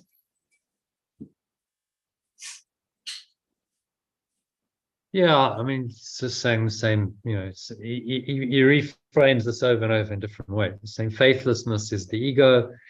You believe in faithlessness. You have a lack of faith in truth, and you use that, then it's going to lead you straight to illusion, which isn't going to be good. You're going to get all kinds of negative consequences as a result of that. So I see what faithlessness leads me to. It's not a good outcome, so I must have faith. Faith in the truth, that the truth is still true, the truth is still there, no matter what.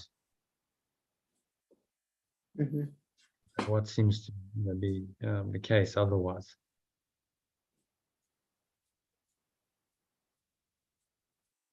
Yeah, good paragraph.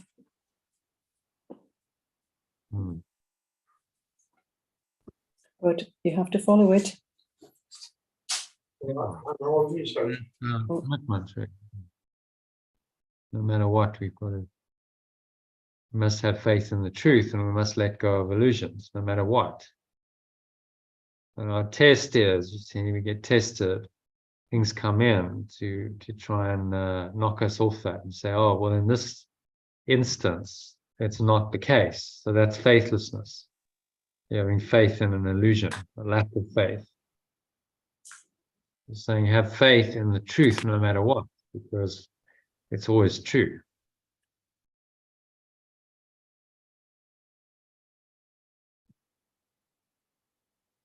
Irrespective of what's happening in the dream world.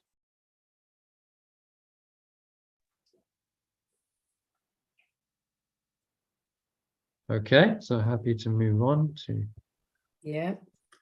number 6, goal of illusion. The goal of illusion is as closely tied to faithlessness as faith to truth. If you lack faith in anyone to fulfill and perfectly his part in any situation dedicated in advance to truth, your dedication is divided. And so I have been faithless to my companion and used my faithfulness or lack of faith against him.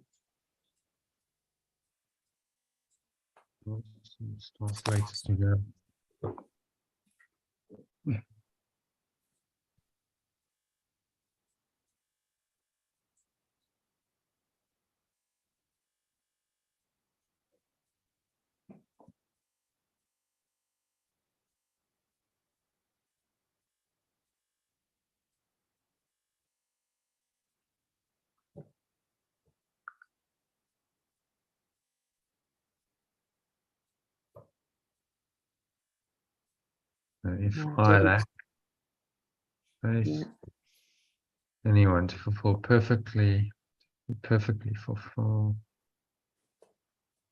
perfectly their part in each situation, dedicated in advance to truth, my dedication is divided.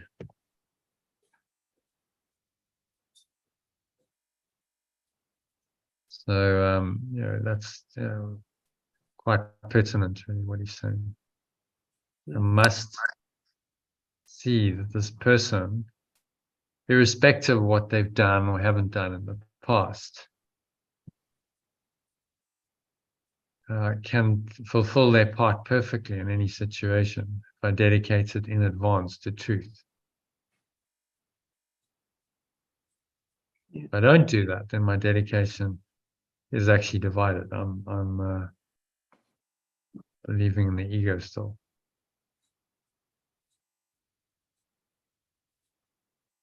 We have to be very vigilant of that. Okay, so I see you as whole and complete and perfect, and I have faith that you will behave that way, even if you don't seem to be demonstrating that. Yeah. Wow, so that's quite a big ask, as we know, because our mind says, hang on, this person has behaved this way, all the entire life or the time that I've known them. So why would I expect them to change?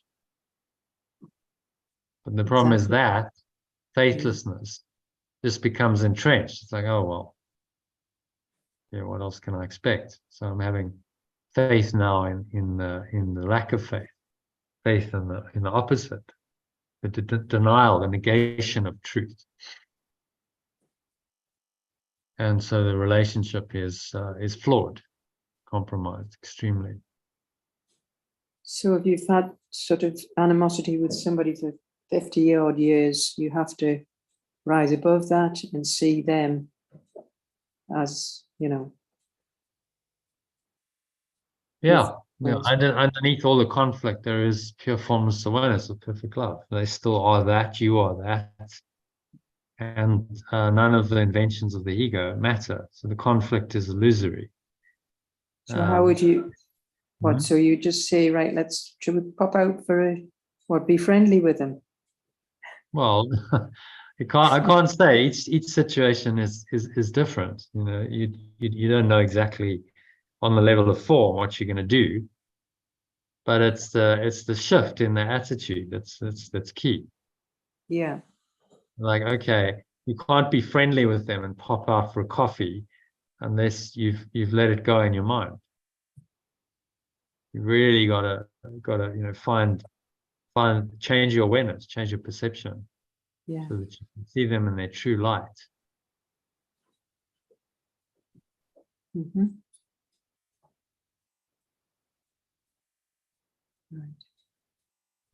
And then naturally, in their true light, the relationship heals, because that's the truth of who they are. And you perceive that, and your thoughts and your words and your actions come from that, then that calls it forth from the other person. Mm-hmm. If you don't do that, then your dedication is divided, as he's saying.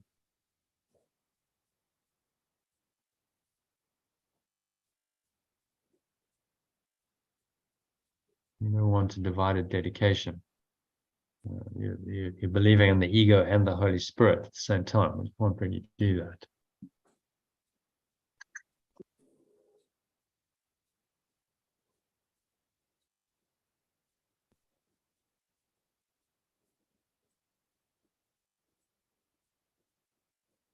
I've been faithless.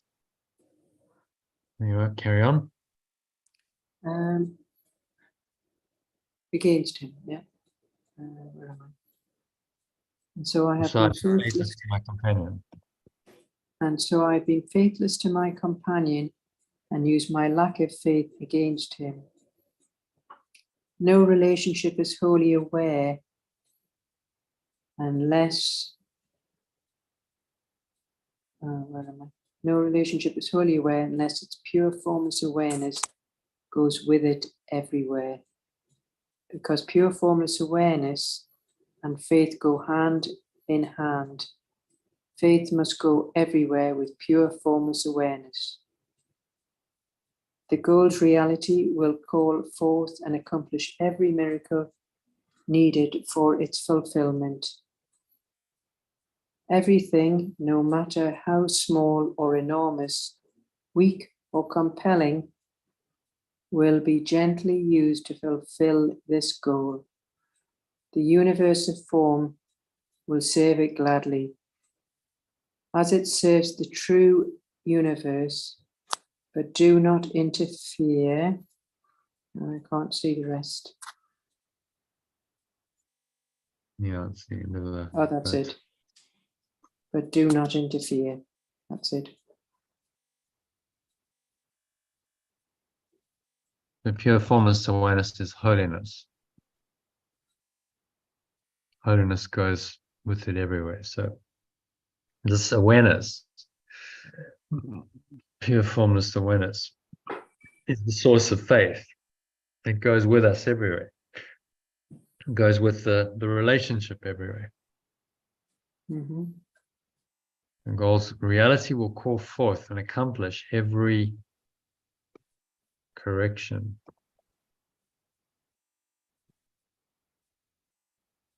needed for its fulfillment. Everything, no matter how small, enormous, weak, or compelling, will be gently used to fulfill this goal. The universe of form will serve it gladly. The universe will serve it gladly. Okay, so he's talking about as it serves the universe. The universe will serve it gladly as it serves the universe.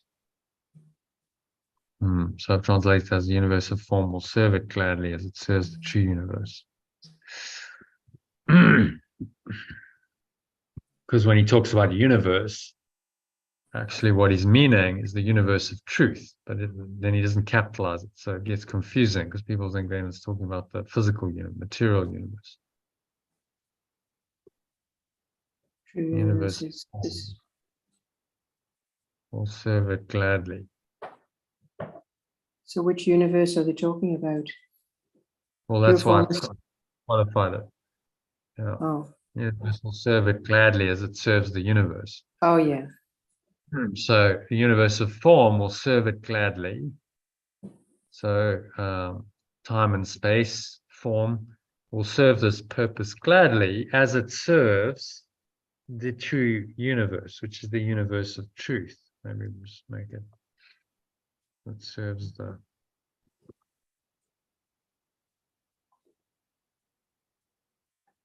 because there's another, universe other than this material one. But most people think when he says universe, he means the cosmos, the physical universe, because that's what we've come to think of it as. When he uses universe, he actually means universe of truth. He uses it a few times in the text, but then doesn't capitalize it, which is also they don't capitalize. But remember, this was dictated, so I think they got the capitalization wrong a lot of the time. Mm. Actually, if it's referring to the top level, it's referring to this, what we call level 1 domain. In the blue, anything sitting there is capitalized. Yeah, it's capitalized. Whatever's that. So, universe of truth. You could put that in here and say, okay, well, this is it's part of the universe of truth. Yeah. So we just clarified it and said universe of form. So this world of form will serve the objective world of form. The exterior is going to serve the universe of truth, which lies on the interior. Well, while you're here. So truth lies here, not here. But this, truth is all pervasive. So there's nowhere where the truth is not. Even the world of form can serve the truth by manifesting miracles. Miraculous things can happen.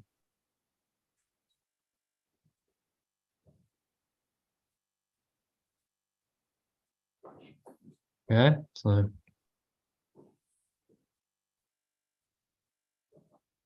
going to summarize that. What's he saying? Let's just read it from the top again. Make sure we've got the translation correct. The goal of illusion is as closely tied to lack of faith as faith to truth. If I lack faith in anyone to fulfill perfectly their part in any situation, dedicated in advance to truth, my dedication is divided. And so I have been faithless to my companion and used my lack of faith against them. No relationship is wholly aware unless its pure formless awareness goes with it everywhere. Because pure formless awareness and faith go hand in hand, faith must go everywhere with pure formless awareness. The goal's reality will call forth and accomplish every correction needed for its fulfillment. Everything, no matter how small or enormous, weak or compelling, will be gently used to fulfill this goal. The universe of form will serve it gladly, as it serves the universe of truth, but I will not interfere.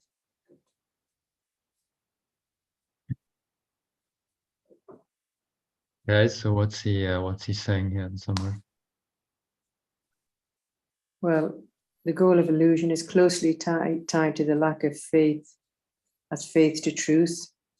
So if I lack faith in anyone,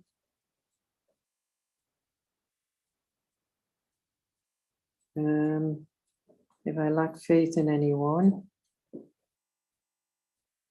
we are in the, wholly unaware. So we are, sorry, I know I'm waffling on here. And so I have been faithless. Well, yeah, it's difficult to put it into sort of layman terms. Yeah. Well, everything's going to be used. What he's saying is everything will be used for this purpose of awakening. Yeah. And faith goes with you wherever you go. And that's better. No matter what it is, no matter what, how small or enormous, weak or compelling, every situation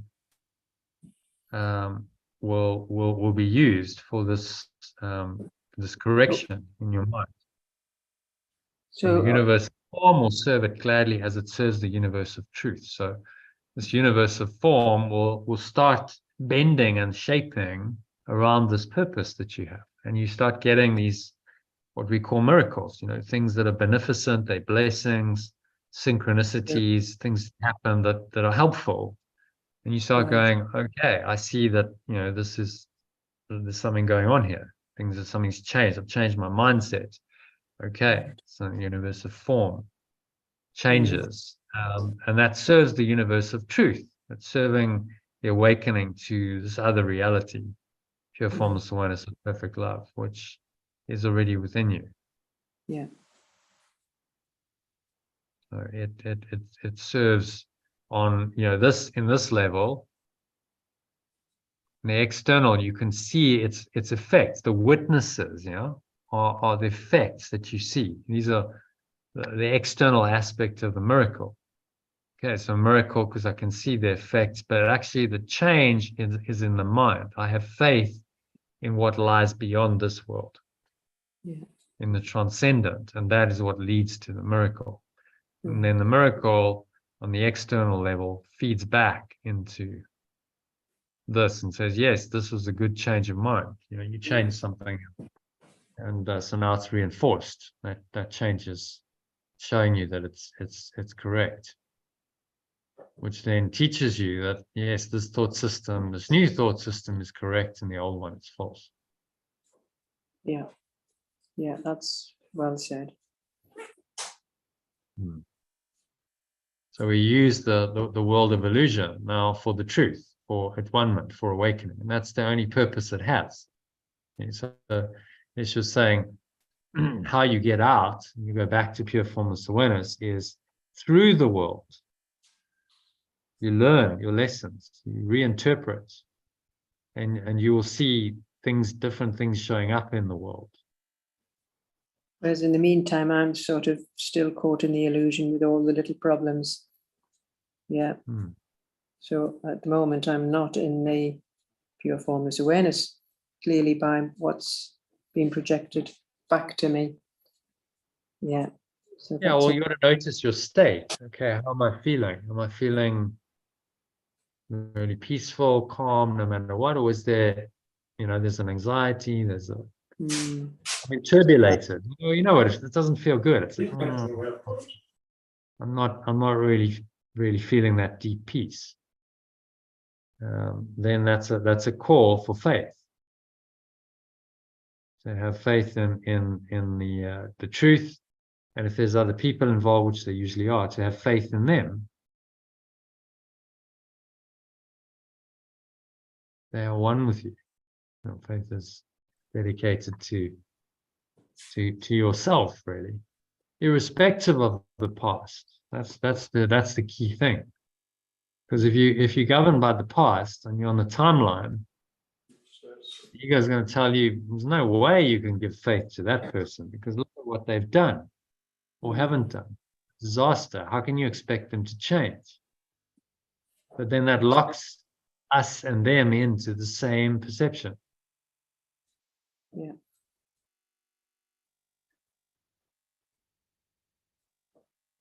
Whereas the faith is the only way.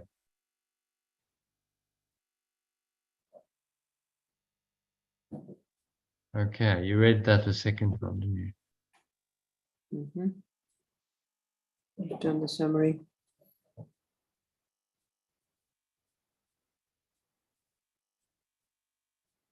Okay, happy to move on? Yes.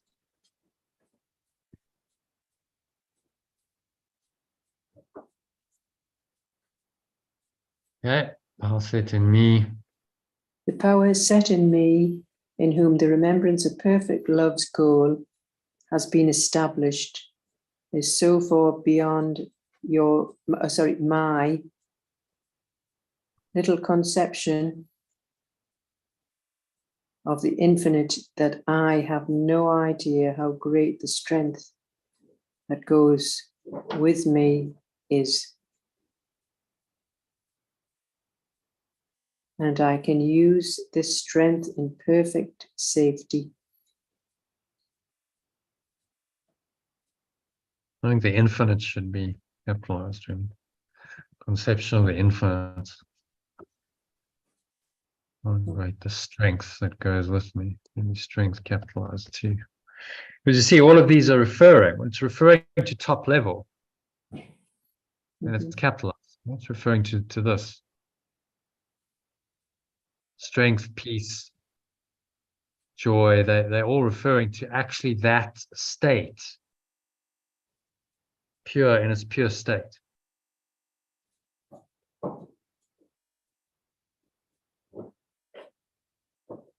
The strength and perfect safety.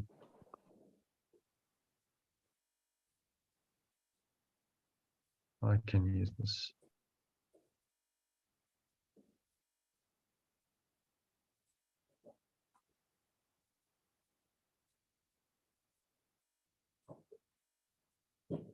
Okay, carry on. I can use this strength. I can use this strength in perfect safety, yet for all its might, so great it reaches past the stars. Is that stars? Cursor. Yeah, past the stars and to the true universe that lies beyond them. My little faithfulness can make it useless. Faithlessness. Faithlessness.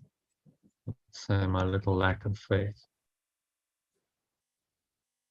My little lack of faith can make it useless. If you want to use the faithlessness instead.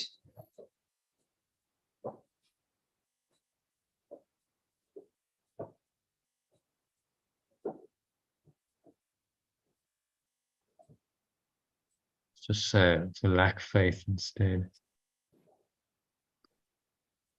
Okay, so read it from the top.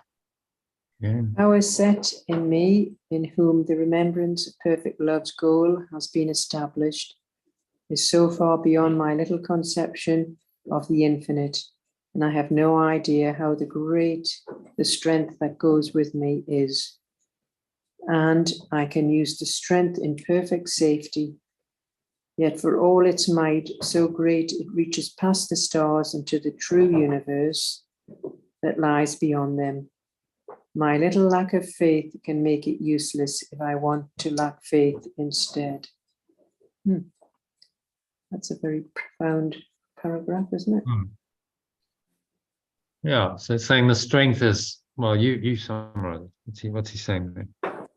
Well, if only we realized our strength, but with our little conception of the infinite, we just have no idea at how strong, and we can keep our safety in it. But that little lack of faith that we have makes it all useless. If we want to lack faith instead. So just our lack of faith is making it null and void and useless. Yeah, okay. Saying it reaches past the stars. It's so great. Yeah. Lies beyond them. So what he's pointing to here, you see how he uses universe here, the universe beyond the stars. What does he mean? The universe beyond time and space. That's what he's referring to. Right. It reaches past, maybe we just say time and space. Past time and space to the true universe that lies beyond them. So the true universe is true reality.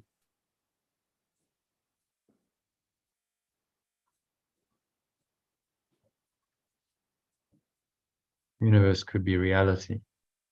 We used universe before, the universe of truth. See the universe of truth that lies beyond them. See the true universe.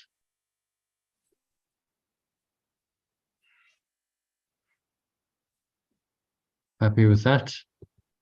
Yeah. What do you mean? Lies beyond them, my little lack of faith can make it useless, and I want to lack faith instead. So it's all given to us. It's all available. We can use faith or faithlessness as we choose. If we choose faithlessness, then all this power and strength that is available is denied. And we think we live in this very limited, scarcity-based world where we seem to be imprisoned. So it requires our, freeing our minds from our prison.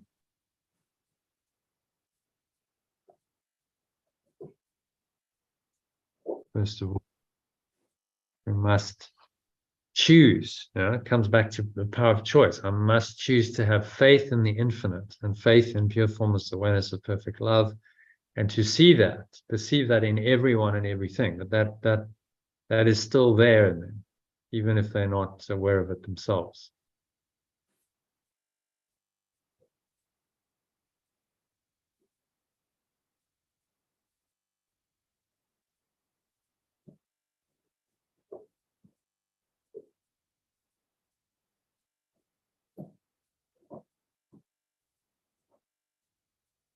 A simple message, really, isn't it? It's very simple, but it's profound still.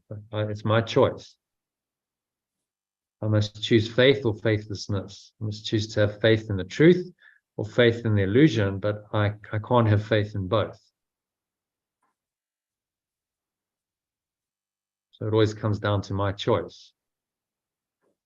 Now, irrespective of how someone's behaving or not behaving, I still have a choice as to how I want to perceive it. From which thought system am I perceiving it?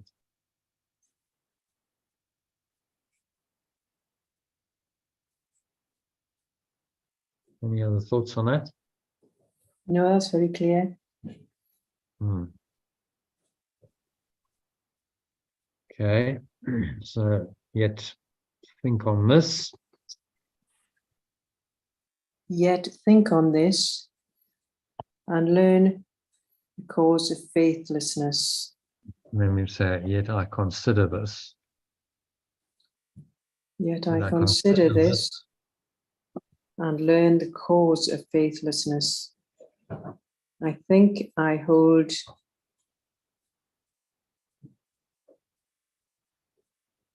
against my companion what he has done to me.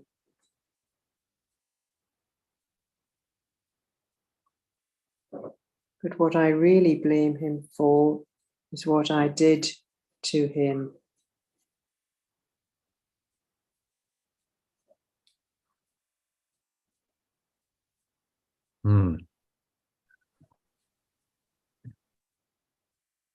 Not his past, but yours that you hold against him.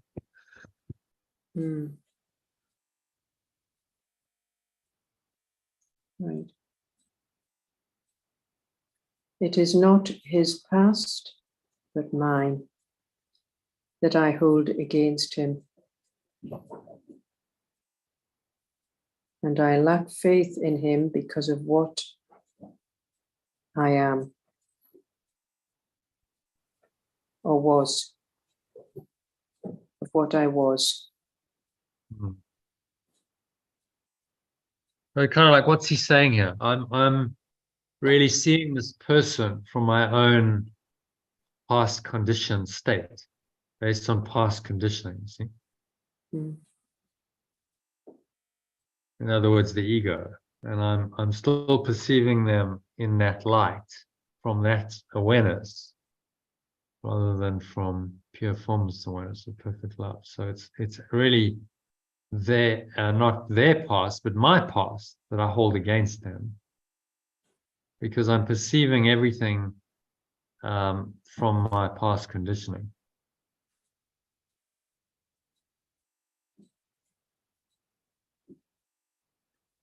See that? Yeah. So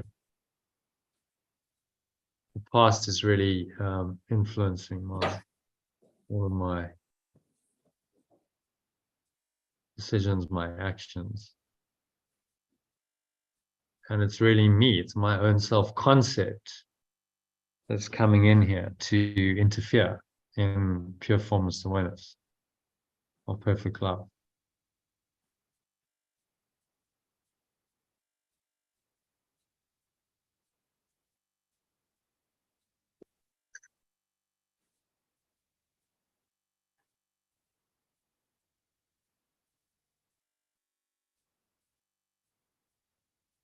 I was innocent of what I was.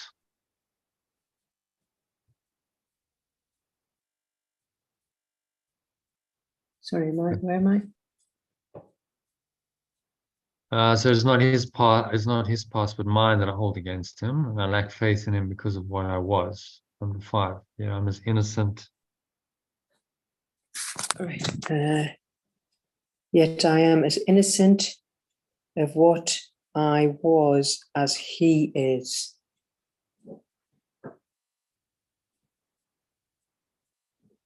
What never was is causeless, and so is not there to interfere with truth.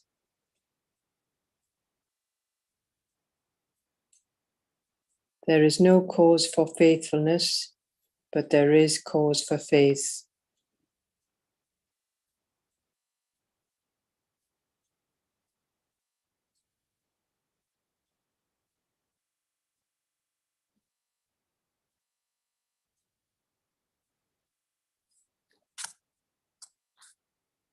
That cause has entered any situation that shares its purpose.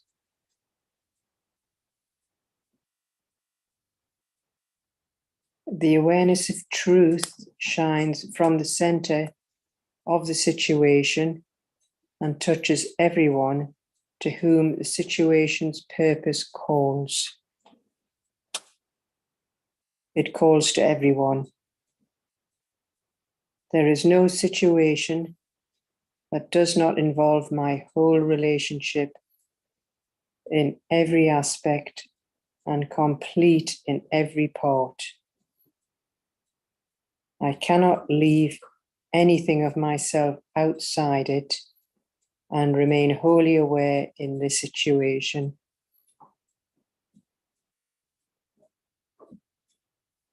For it shares the purpose of my whole relationship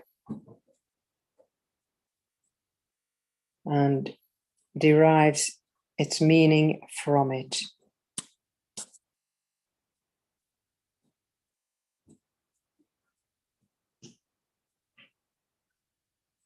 Okay. I'm going to read it from the top again. Just make sure we got the translation correct. Yet I consider this and learn the cause of faithfulness. I think I hold against my companion what he has done to me, but what I really blame him for is what I did to him. It is not his past, but mine that I hold against him, and I lack faith in him because of what I was. Yet I am innocent of what I was and as he is. What never was is causeless, and so it's not there to interfere with truth. There is no cause for lack of faith, but there is cause for faith. This cause has entered any situation that shares its purpose. The awareness of truth shines from the center of the situation and touches everyone to whom the situation's purpose calls. It calls to everyone. There is no situation that does not involve my whole relationship in every aspect and complete in every part. I cannot leave anything of myself outside it and remain wholly aware in the situation, for it shares the purpose of my whole relationship and derives its meaning from it.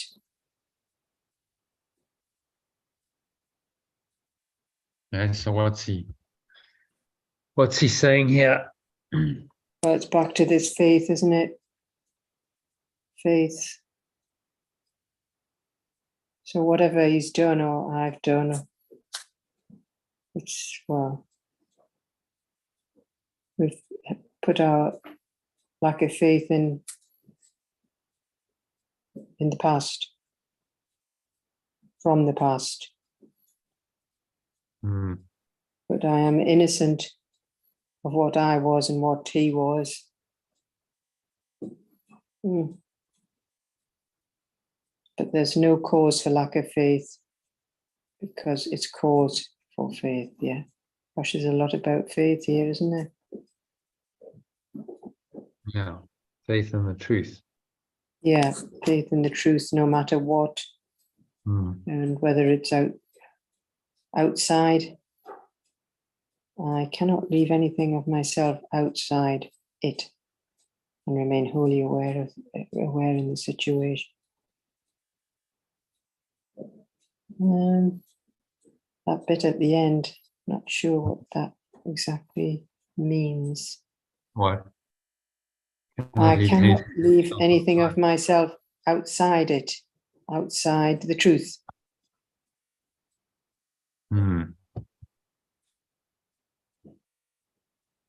Outside of the situation. There's no situation.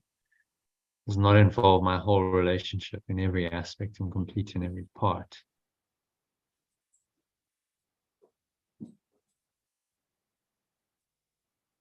I cannot leave anything of my... I think this might make more sense if we say capital self. Cannot leave anything of myself outside it and remain wholly aware in the situation. So our capital self is aware of everything outside itself, but I cannot leave anything of myself. Okay? Cannot leave...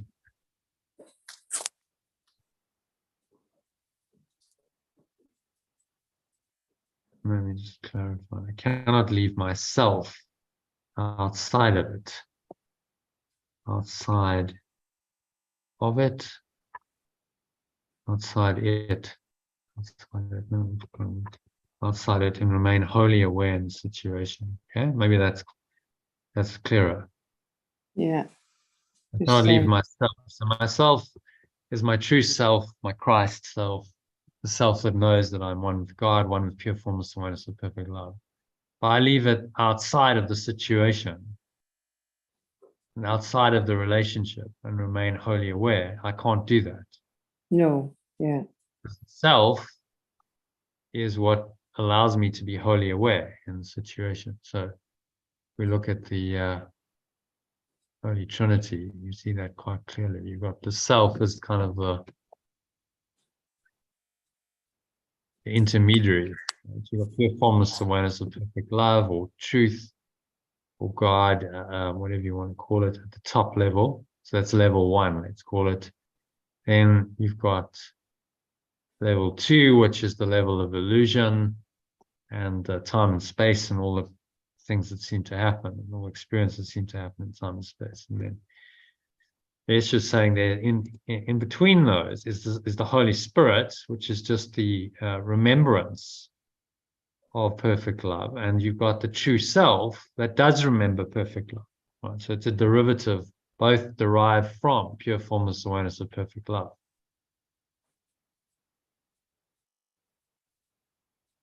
But they are not fully it yet.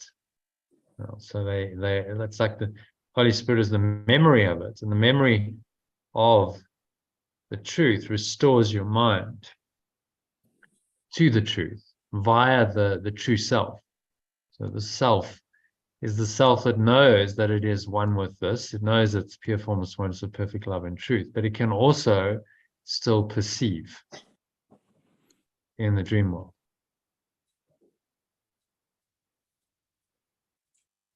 And still have these perceptions, true perceptions of Christ's vision, which we call miracles and forgiveness and so on, going on. So I cannot leave myself outside of any situation, because if I leave myself outside of it, then what's going to be perceiving that situation is going to be my other self, my little self. I want to bring this capital self, or my Christ, into every situation so I see it correctly. So that I have true perceptions, which is really what the Holy Spirit's function is. It's the perceptual translation of a misperception into a correct perception. That process is this process of forgiveness or letting go. That's the Holy Spirit's function, to facilitate that process. and in the process reinforce the true self. As the true self does this, Christ,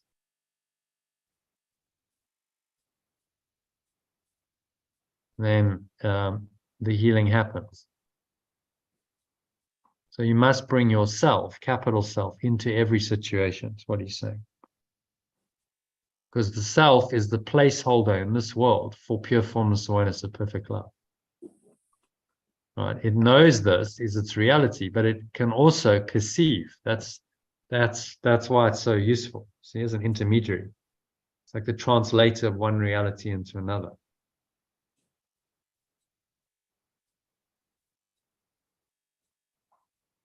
They're making sense. Yeah. So I must see it from my higher self, bring that into every situation.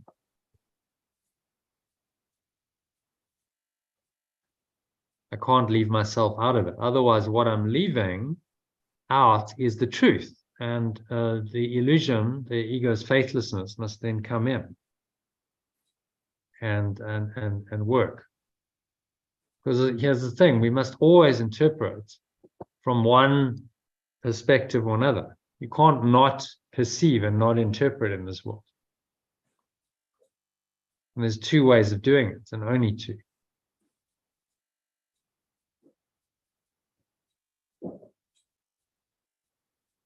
And we must choose, again, what he's saying between them.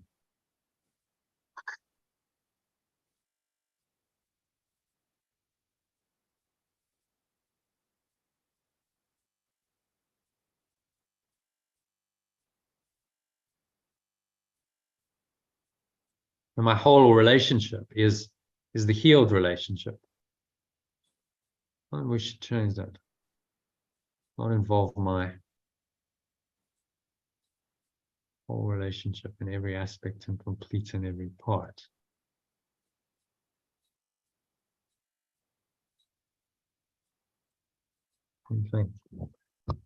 Instead of whole relationship, healed relationship. Yeah, that sounds good.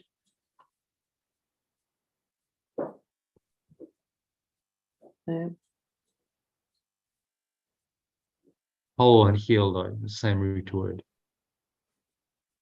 Yeah.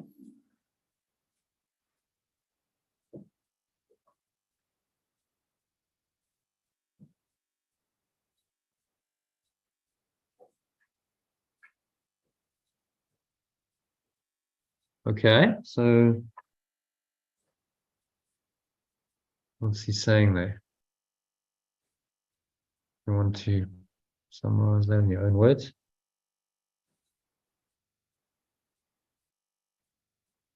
Well, it's just back to, the faith.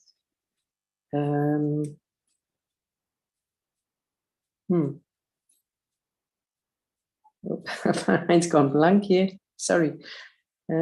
Must be having an afternoon slump.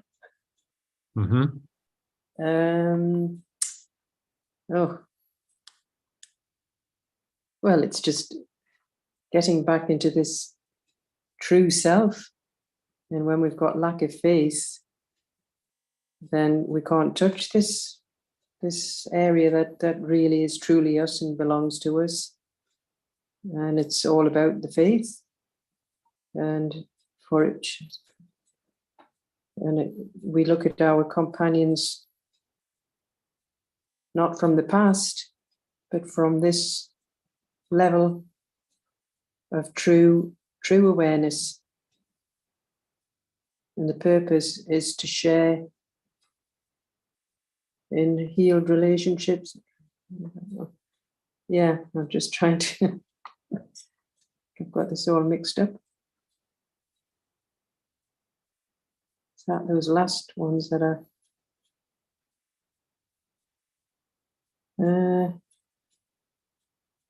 this situation that does not involve my wholeness. Yeah, I'm getting a bit lost to that last sentence. I know you've explained it very well, but reading it from here, there is no situation that does not involve my whole relationship. My whole relationship is my all of us. Is that right? Calls to everyone. Awareness of truth shines from center of the situation, touches Everybody, everyone. yeah, not just our special ones. Yeah, yeah. Not involve my whole relationship. So the whole relationship is he's talking about relationship where you see everyone as part of the whole. You don't Right, yeah, that's better. Yeah, you put it anyone. in simple terms. Yeah. Whole means I see everyone as one. Everyone's part of truth. They're all part of a holographic. That's what they say, Yes, don't they? yeah. So, I'll give you an example. At a business meeting this morning. So there's a couple of guys, myself included, who've done some introductions, and we've introduced some parties, and hopefully there's going to be some trade between them. Quite a lot of a commodity is going to flow, money is going to flow, maybe some joint ventures. And so, the whole relationship is to look at that holistically and say, okay, everyone in this thing, in this Organization. deal. Oh yeah. Well, it's a relationship, really, isn't it? The situation is a relationship, as he says. There's various parties, and now we've got a situation, but situation is made up as a relationship, primarily between these two parties, the principles we've introduced, but then the introducer is a part of the whole relationship. You see, that's what he's trying to say. And so, to look at it holistically, everyone must be taken care of. Everyone must be looked after, and be compensated for their time and efforts. So I made that point up front, because if that's not the case, and you go, oh well, we'll just exclude the introducers, which can happen, then it sabotages the whole relationship. Right. This is why deals fail, because you're seeing it fragmented. The separation comes in, and people think, oh well, I can just take the introduction and I don't need to look after these guys because now we're already introduced, so the deal can, but they're not seeing it the whole perspective, that if you do that and you fragment and you go, oh well, they're excluded, that it actually sabotages the whole relationship, the whole potential deal, which it would do. And this is why things fail, because people think from a separated point of view, an ego point of view, oh great, I've got the introduction, I don't need to pay these guys now, that's a waste of money, I'll keep it for myself. Thinking that will work, which of course it won't.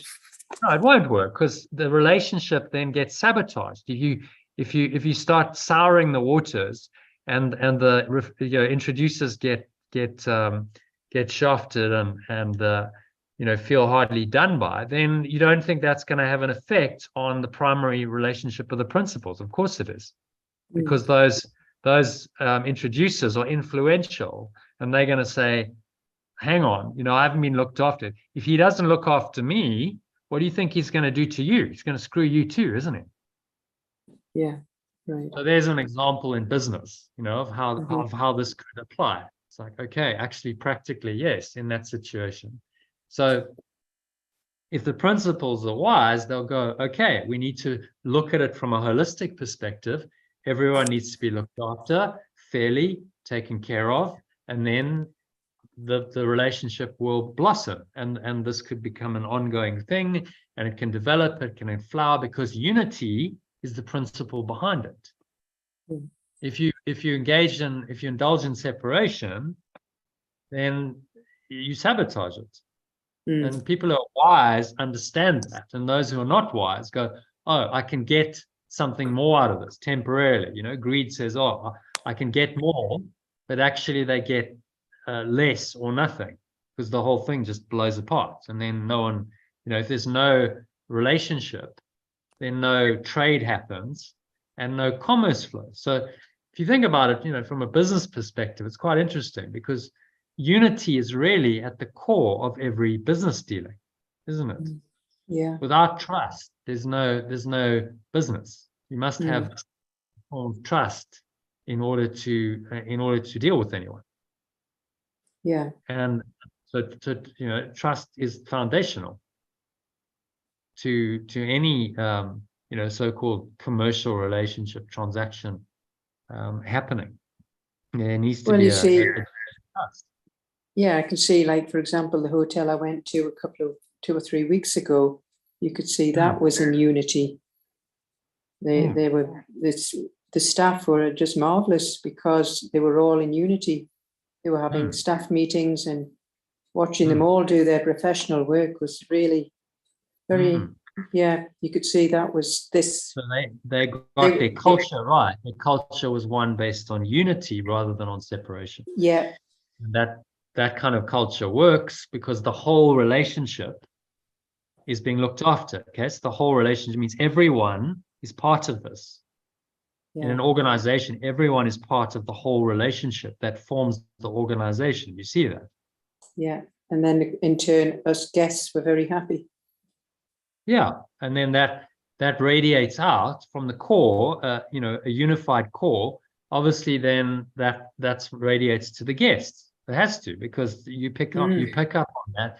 If the staff are happy, then they give you better service, and their manner is different, and that makes the difference between a successful hotel and one that is not, and that can go bankrupt. So they won't get any critical. comebacks. You won't get any comebacks. Whereas I would go back to that hotel. Yeah. If you had a bad experience, you go, oh no, I'm not going to go back there. Yeah. So then you're always looking for new business, which is expensive to get new business. You have to advertise, and whereas repeat business doesn't cost you anything. You've given them a good service and referrals. We love talking about a good experience. So say, hey, I had an amazing experience. You tell half a dozen friends, and a couple of them go, and then it spreads. So I would recommend it. The best businesses are the ones that understand this principle. Yeah. And say, okay, the whole needs to be looked after. The organization is a whole relationship. We have to look after the whole. No one can be excluded. Everyone needs to be fairly treated and feel like they're part of the whole. And then it will work. The organization as a whole relationship will work. And that, relationship includes clients and customers and stuff. That ripples out. And people who engage in separation destroy that. So they're actually destroying the very foundation of their business, which is relationship. And they don't understand that that's what they're doing. Because they don't understand unity. They don't understand these principles. So, these principles are foundational to any kind of functional, successful life, individual life. No one's truly individual, but your so-called life that you manage and you live in. Foundational to that, but it's foundational to every organization, to businesses, to governments. These principles govern everything. That's why this course is, I say, it's the best life training, but best business training. You understand this course. You understand on a higher level what actually makes business work, what makes organizations work. Yeah. And it's right here, in the whole relationship. Every situation is a relationship. He's telling you. And that's exactly the case. I'm thinking about this deal. Okay, it is a relationship. There's a situation. This could or couldn't happen, but the situation is made up of the relationship of parties. Without those people being in relationship, there's no situation. So the relationship is key. And those who are successful honor that whole relationship. And they say, okay, everyone needs to be included. Everyone needs to feel fairly treated, because if that is fragmented and broken apart, then that's going to affect the whole relationship. It's going to affect the relationship between the principals, and it's going to affect customers if you've got customers and clients and so on. You can't get away with it. You can't fudge it. There's no free lunch. There's no getting away and saying, oh, well, I get something for free here. I'll do a little ego dodge. No, you always get. And it doesn't work that way. You won't, because that now has gone into the whole relationship and it's affected it. And that will have a consequence. It's going to come back and bite you. So the enlightened businesses are the ones who understand the principle of unity, a whole relationship, and they operate their businesses as whole relationships. And therein is, I mean, that this could be a whole book and a consultancy and a teaching, couldn't it? Just teach that. Yeah, but yeah. Business, whole relationships, and most people don't understand that. But maybe somebody in the hotel's done this course, because yeah, I like the way they work. They've obviously understood, there's someone who's understood the principle of unity. They may not have read A Course in Miracles, but they've understood that unity works better than separation, and that we need to create a unified team if we're going to have a successful business. I mean, it should be obvious, surely. I mean, it should be common sense. Well, it is, yes, of course it is. It should be completely blindingly obvious that any organization is more than the sum of its parts. It becomes a whole, the whole relation, the organization, and everyone contributes. So it's integral thinking. If you look at the integral model, it's understanding that the we intersubjective on the interior. This is where the relationship exists. Relationships, this is where the relationship exists, and this is where the organization primarily is. It's in the relationships, in the shared meanings, in the shared values we have. That's where it exists, and then it takes a form. Okay, they have a hotel, and they have staff, and they have, they'll have various processes to pay their staff, to manage the hotel, and et cetera, et cetera. That's all the external of how that organization runs. And a lot of people think that is what the organization is, what you can see, the form of it, the systems. No, the organization is primarily the relationships that make it up. And this is what we call values or culture, that then creates the external. It creates the interobjective, the systems. How does that business run? It's got various rules and policies and procedures and systems in place to make it run. But primarily, this is where most people miss the point. Primarily, it is a relationship. That's what the business. And so, if you nurture this and the relationships are whole, then the systems and everything that comes out of that is going to reflect that. It's going to be much more whole, much more functional. Clients will see that, and then that feeds back and goes, yes, good job. Now, synchronicities, miracles, abundance starts to flow because you're in alignment with truth.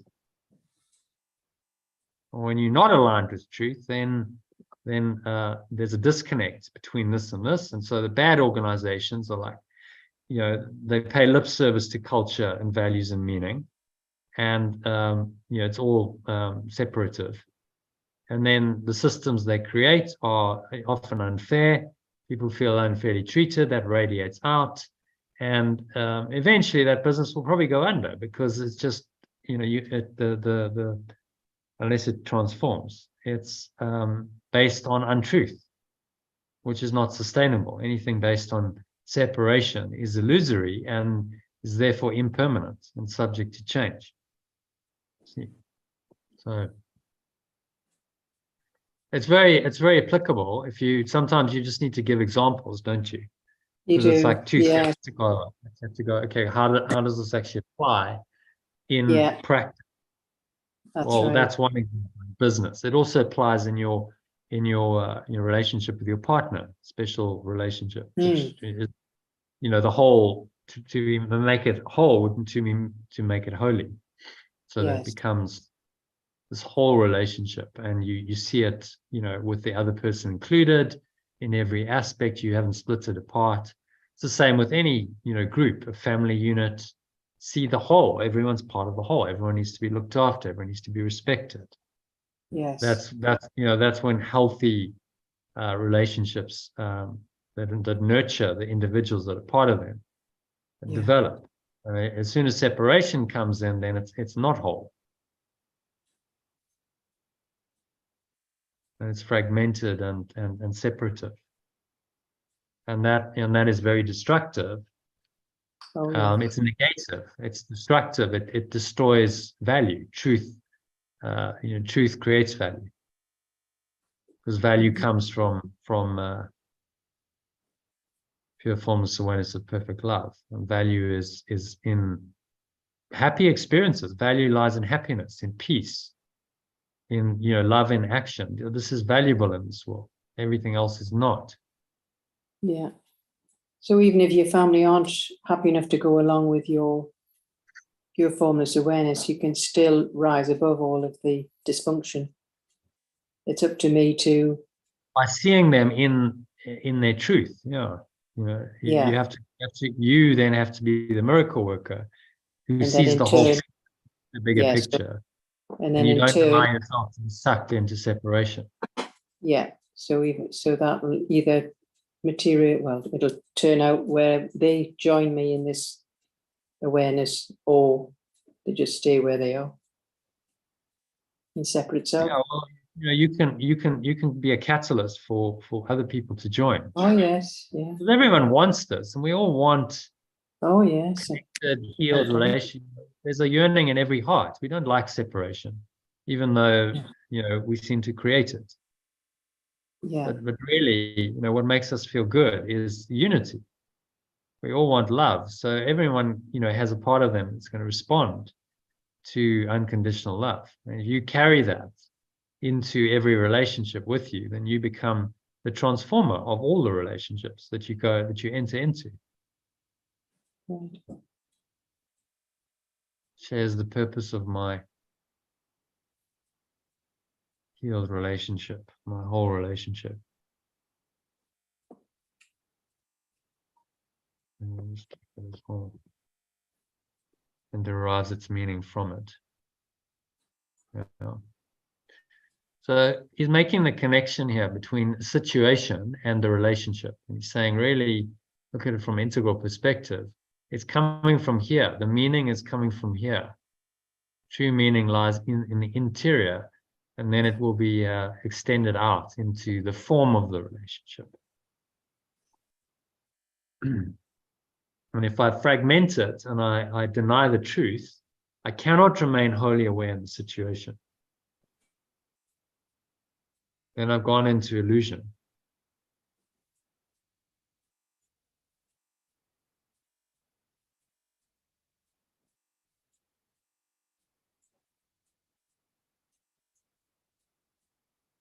To stay in wholeness, stay in the understanding of unity. Like we are one. Therefore, as I treat another, I treat myself, and so on. And that principle then guides your thoughts, words, and actions, and then the Holy Spirit is really in charge of the relationship and the organization, group, whatever it is. Okay, let's move on. Yeah. To number 9.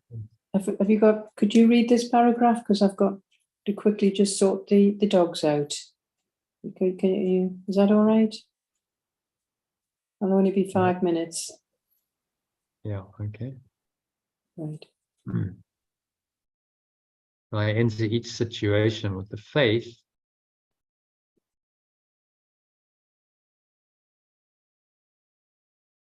I give my companion, or I'm faithless.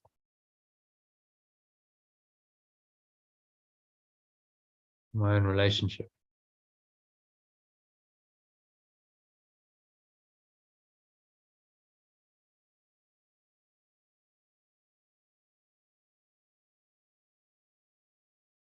My faith will call the others, share my purpose. Same purpose called forth the faith in me.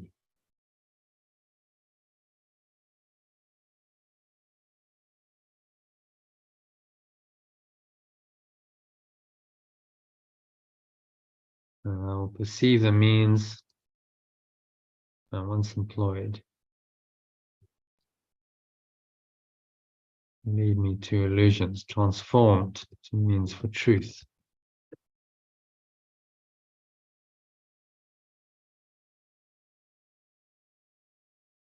Okay, so I call forth this shared purpose. Call people to share my purpose, and I will perceive means I once employed to lead me to illusions. Transformed to means for truth. It calls for faith, and faith makes room for truth.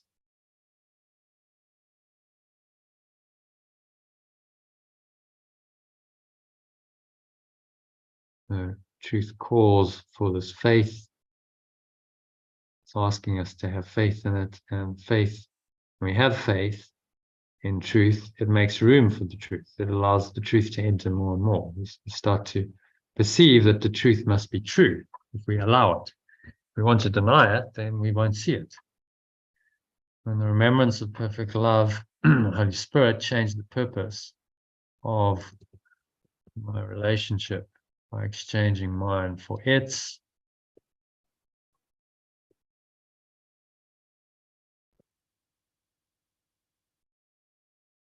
So a separate self.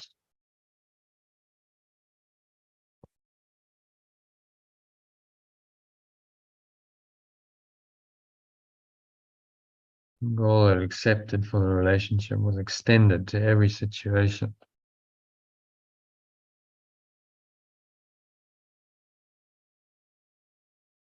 in which I enter or will ever enter. So every situation was freed from the past, which would have made it purposeless.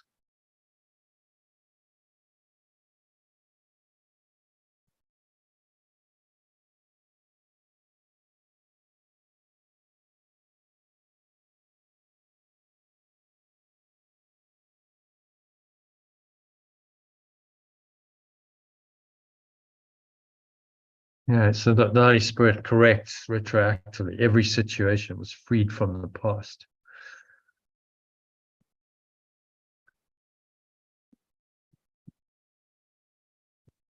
The goal accepted.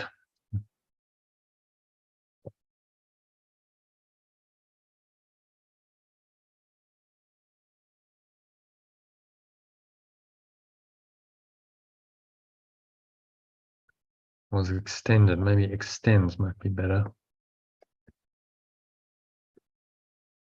Extends to every situation which I enter or will ever enter. So every situation is freed from the past, which would have made it purposeless. So it corrects. If we look at the timeline, ask the Holy Spirit to enter in, it corrects all of the past conditioning. So whatever has happened in the past, if somebody says this isn't true, brings in the present moment, all of truth, and now every situation and the relationships that make up the situation are not subject to the past conditioning and programming. It's free, fresh, it's clean, it's new, and we perceive it as such.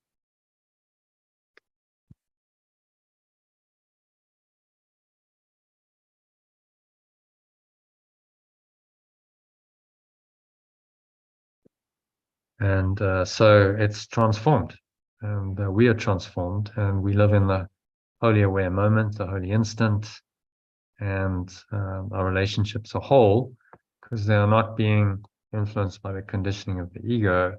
We're coming from the truth, which is oneness. So that reflects then in our attitude to the relationship, to other people, and every situation is freed from the past. Because if it's just an extension of the past traumas, conditioning, programming, then it's just a repetition of this illusory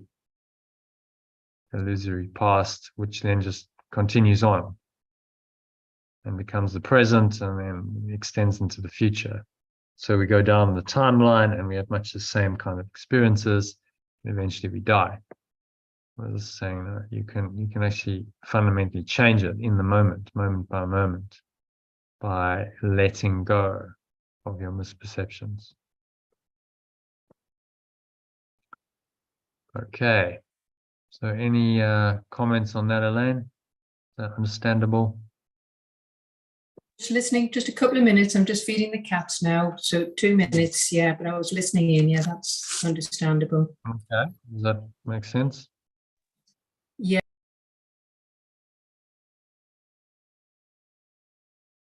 It's a liberation from the past. Okay. So I'll wait for you to do number 10. It's just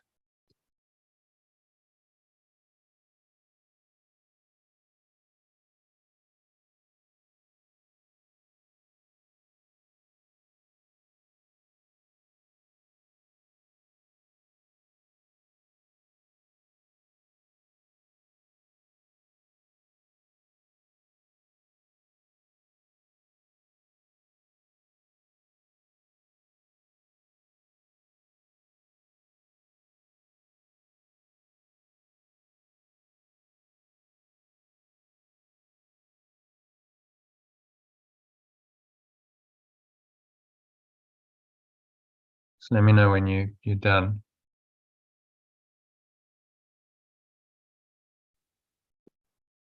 Nearly there, just a second, just finishing off there, just to chores.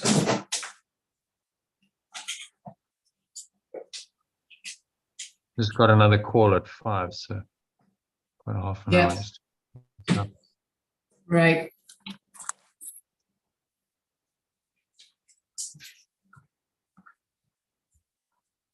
Right. I'm able now.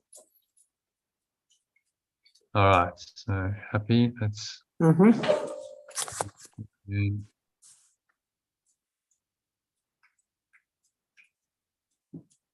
Okay. So we're in number 10. 10.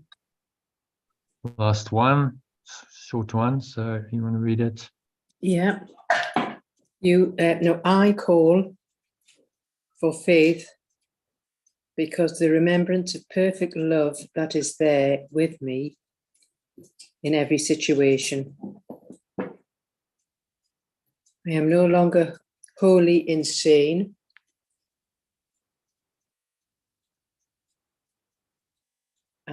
No longer alone. For loneliness in pure formless awareness of perfect love must be a dream. I whose relationship shares the remembrance of perfect love's goal cannot be lonely because the truth has come.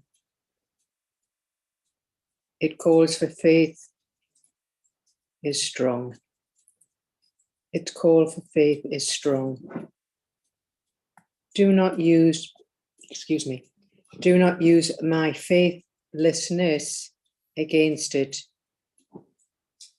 for it calls me to awaken and to peace.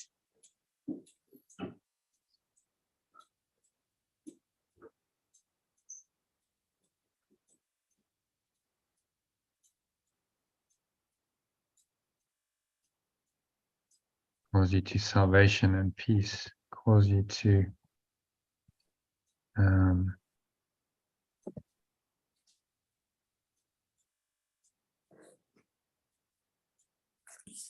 freedom and peace.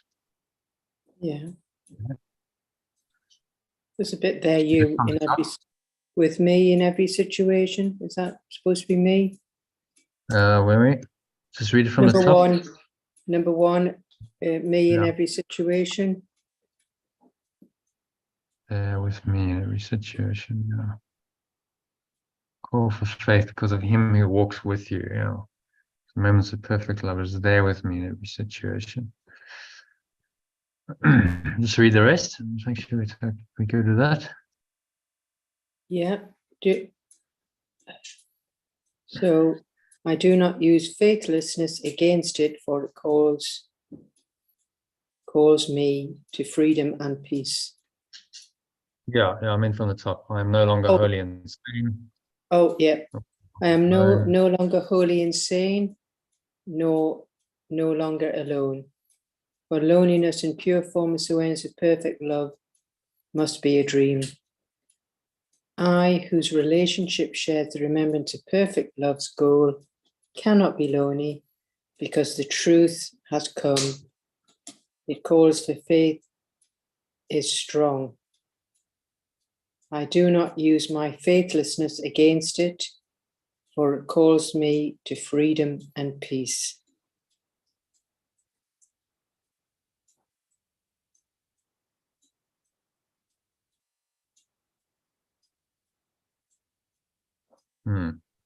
So what's he saying there? Well, it's back to the faith and remembrance of perfect love in every situation. Otherwise, we're just insane and alone. And loneliness in pure formless awareness is but a dream. And you can't be lonely in the truth. And I don't use this faithfulness against it. It calls for my freedom and peace. I will not use. Truth has come, it's called for faith. Truth has come against it, capital T. Or it calls me to freedom and peace. So do not listen to the ego, the faithlessness, the lack of faith in truth, the doubts. Just trust that it's always there. Bring it into every relationship, every situation, which is a relationship, and the healing will be there, and the wholeness will be there, and miracles will be there because you'll see that this works much better than separation.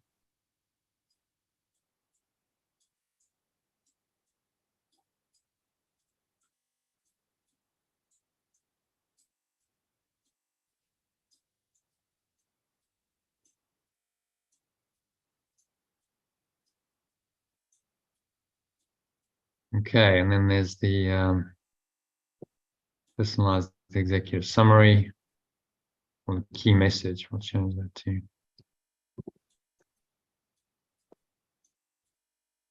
Shall I read it?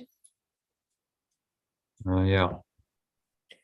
The key message of this section, that I must not believe that some aspect of any problem is external to me, because doing this will cause me to believe that the solution is also external to my own mind.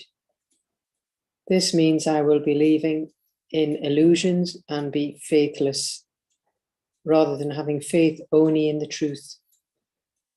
Only what I don't give in any relationship. Where have I gone? Can be lacking in any situation. Only what I don't give in any relation can be lacking in any situation. So my task is always to let go of my own negative thoughts and emotions towards my companions with whom I am in relationship and unconditional love them. This will help me to use all my relationships for the purpose of awakening to the pure formless awareness of perfect love, which is to have perfect faith in this ultimate goal. Oops.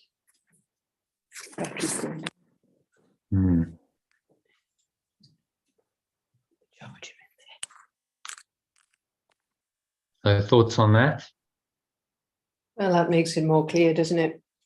And all the rest of it makes it nice and neat and straightforward. It's Yeah, well, that's the value of the summaries and the yes, it is. messages. So, okay, it's just very succinct and clear. It's actually a very simple message.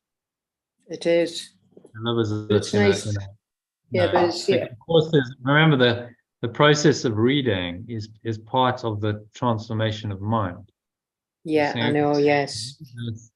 And It's you go rewiring. through. Yeah, it's a rewiring that's taking place. And Yeah. so as you read it, there's learning, and there's, you don't understand something, and then you go, oh, actually, I do understand it. And there's little awakenings. And then, but I think there is definitely a value in summarizing it. Like if you were studying the text, and this was like something you were studying it to write an exam on, you'd summarize it, wouldn't you? I mean, that's how you do it. Yeah, The yeah. key message.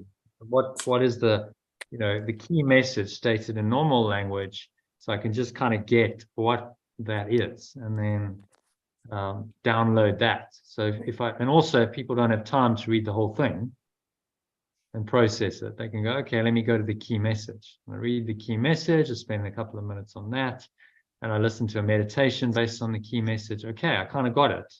I got the message, I got the key message, because that's the point. So, hence the summary. What stands out for me here, this is a great teaching. Only what I give in any relationship can be lacking. Situation. Therefore, my task is always to let go of my own negative thoughts and emotions towards others. And the situation. Yeah, because it's the situation. What also is a key insight is the situation is the relationship. You see? Yeah. Every situation is made up of relationships. So the situation is the relationship. True, yes, yeah. Yeah. When I understand that, then I understand the critical nature. This is why he focuses so much on relationships in the course, because it's so much a part of our lives. We're in relationship with other people all the time. Yeah. Unless you take yourself off and you become a recluse. But if you're living in any kind of normal society, people are around you all the time. Yeah. The relationships we have become key. These are where the rubber meets the road of this teaching, saying, well, on what basis are you going to engage in your relationships then? Is it going to be the basis of the ego, special relationships used for separation, or is it going to be the basis of oneness, remembered by the Holy Spirit, the remembrance of perfect love? And that's now going to be the guiding principle behind your relationships, and therefore every situation, because every situation is a relationship. Otherwise, there wouldn't be a situation, would there? Yeah. And even if it's relating to objects, let's say you want to buy a car, something I actually go do this weekend. There's a relationship with the car. It's still a relationship, isn't it? Yeah. The car may not be animate, but there's a relation. Okay, as you know, I mean, your husband has a relationship with his car, doesn't he? Oh yes, yeah. So Yes. that's how it is a relationship. Still, situation is made up of relationships. The relationship with his car, and then the relationships with the dealers, or the people fixing it, or the guys who are going to fix it, the garage. It's all relationships. Yes. To bring unity, truth into those relationships that makes the difference. And to have perfect faith, the truth is always true, and the truth can, come into all these situations via the relationships, and make them whole and heal, and lead to, constructive, helpful, unconditionally loving relationships. In a business sense, but it doesn't always seem that way. The car salesman might go, I don't unconditionally love him, I just want to sell a car to him. But there's a connection, you see? There's like unconditional love comes in because there's a connection, there's a respect. Okay, it was a nice interaction, and we're all happy.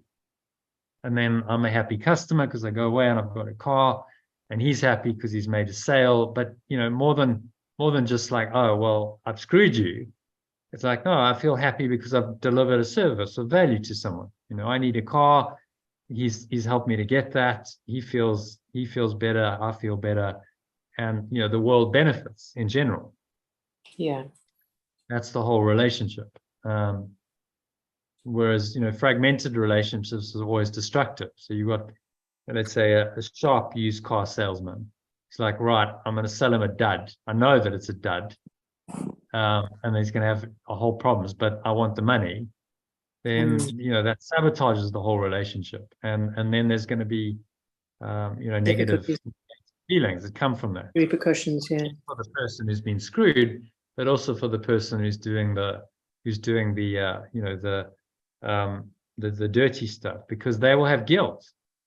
You don't sleep well at night if you do this kind of stuff. So they will have guilt, and guilt demands punishment. So then they need to be punished, and then they will manifest punishment in some form in their lives, in their personal relationships, maybe in their business, and then they wonder why things aren't going so well.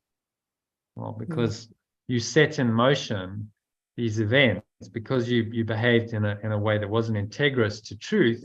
You set in motion events that now seem to punish you. Yeah. And that's the faithlessness. But at least if you're in the pure formless awareness, so if somebody's just ripped you off, rather than going into the negative state, you just let it go. There's no point, like Dave was saying, we're going to take him to court, this cause being blah, blah, blah. I said, no, let it go.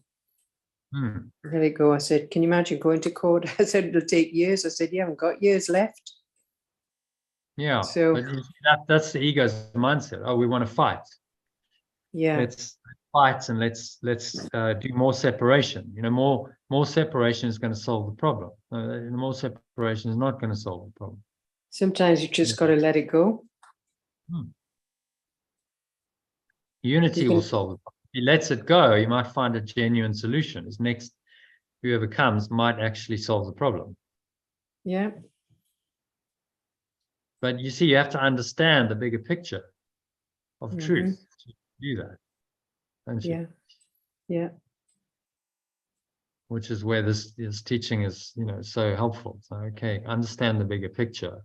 We've been through this whole, so what did you do in 2 hours? Well, I understood some really key principles of relationships and how relationships influence every situation. And, that is a major part of life. So, I've understood something that's hugely valuable. Yeah. And that's why we do the work. And then that can have a huge impact on your life. The relationships make up so much. Turn it over. Yeah. Absolutely turn it around. Yeah. Just from a teaching like this. One key idea: only what I don't give in any relationship can be lacking in that relationship. Okay, whoa. So now I need to turn it around. Instead of going, something else and someone else is the problem. What am I not giving in that? And then you take responsibility. Oops. Sorry, I've just going to have to forgive my dog. I've just sat in the dog's sick. Sorry. Oh, really? Yeah. Okay. Oh, I thought I was thinking, what is that smell? I'm sitting in it. Yeah, she's been sick, and I'm sitting in it. Sorry, yes. I've forgiven her already. All right. Yeah, so sorry, yeah, yes. To end, I've got 15 minutes, so. Oh yeah, yes, of course. A quick meditation. Yep. Yeah. Yeah. Okay. So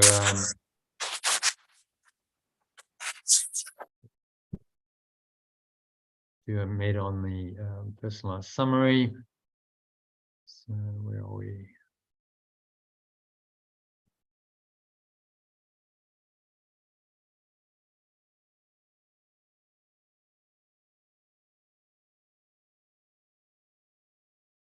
All right, so just making yourself comfortable. Sitting feet shoulder width apart, with your back straight. Cup your hands in your lap, close your eyes. Start off by taking a nice deep breath in through the nose. And breathing in, noticing how the stomach rises and the chest rises. Subtle flow of air in through the nostrils.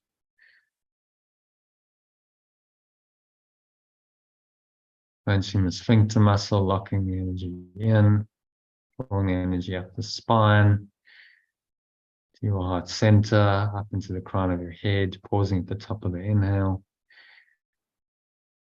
So it's a maximal inhale breath.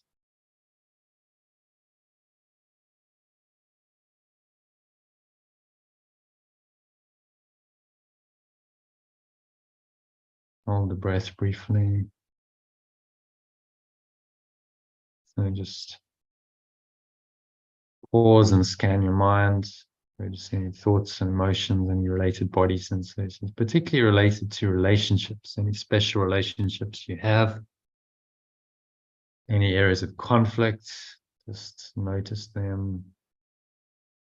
Notice what those thoughts feel like, the feelings feel like. And you breathe in and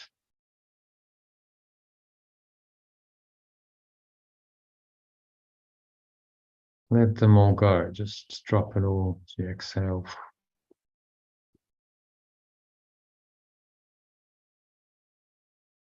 Releasing it all with the breeze of your breath into the nothingness that it really is.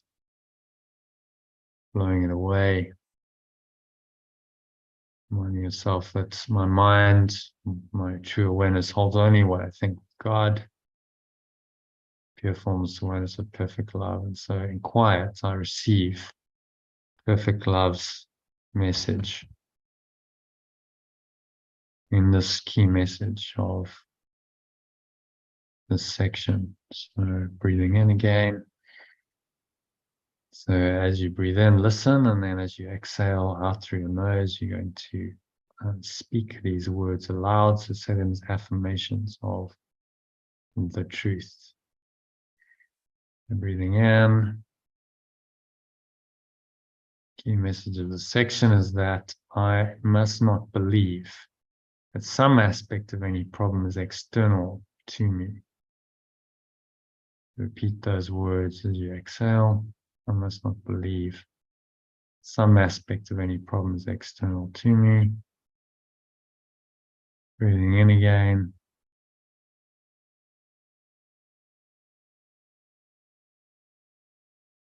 Exhale. As you speak it.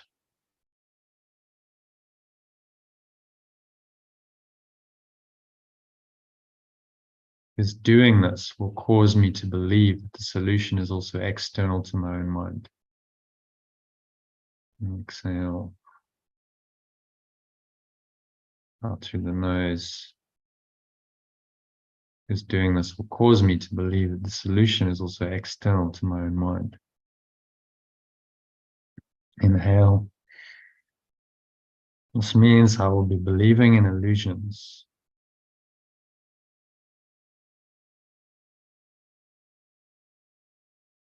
Exhale as you speak that. And be faithless rather than having faith only in truth.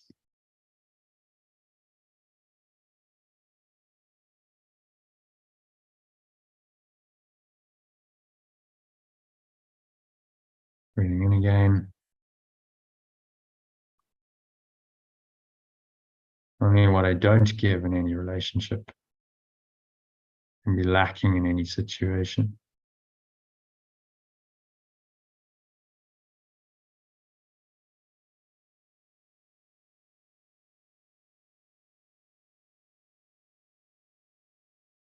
So my task is always to let go of my own negative thoughts and emotions.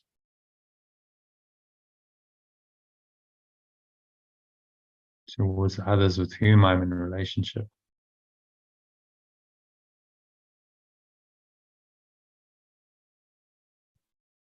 And I unconditionally love them instead.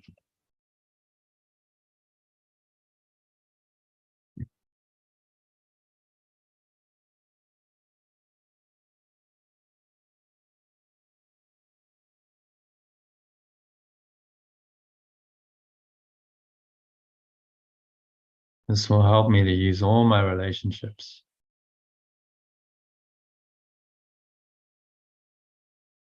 for the purpose of awakening to the pure formless awareness of perfect love.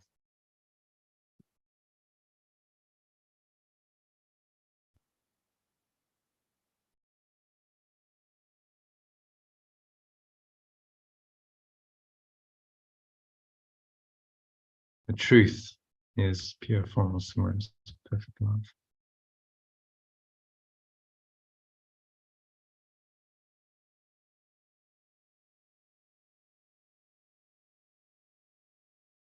Which is to have perfect faith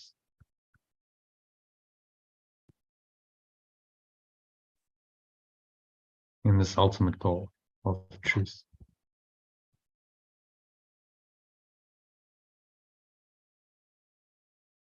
And so it is.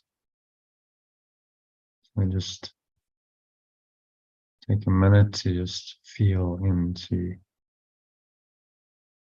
this truth, the pure formless awareness, perfect love. It is the truth. Experience it for yourself. There's really nowhere else to go and nothing else to do, nothing else to think about. Allow the truth to arise in your mind, to be welcomed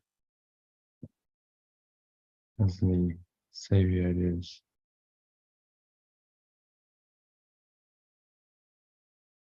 And sink inwards to the pure formless awareness of perfect love. Just experience this truth. Heals all relationships. Bring anyone else in, anyone you're in conflict with, into this truth. And feel the healing, the wholeness that's there to heal the situation and the relationship. And just to abide in this, stay in this presence for a couple of minutes of deep silence.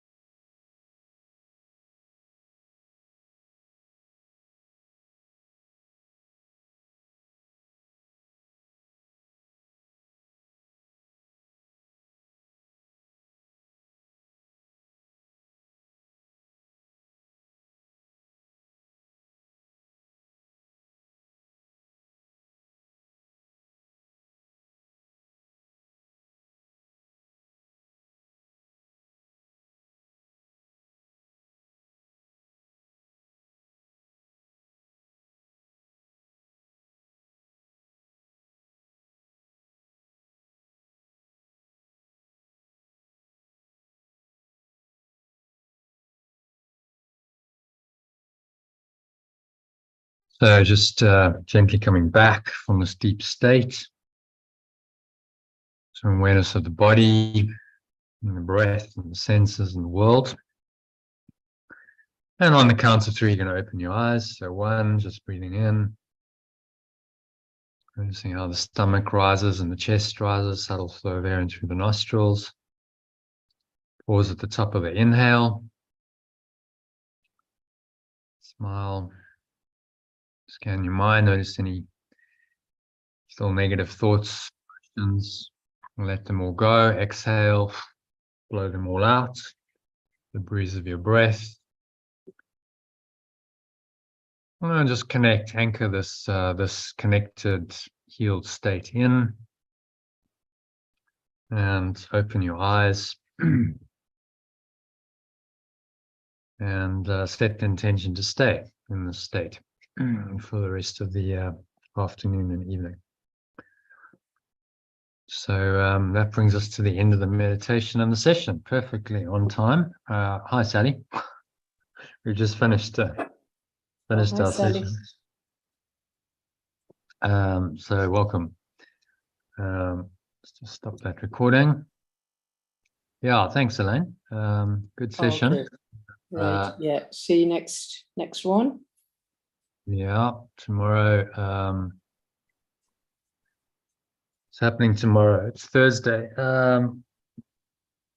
Yeah, we could do a later one if you want. Yeah. What's I'll go your with it. what's your schedule like tomorrow? Working do in the one. morning. I've got stuff in the morning, so I'm easy. Do an evening one. 5 Yeah, o'clock. evening. Yeah, that's good. Okay. Okay. Okay. See you then. Bye, everyone. Bye.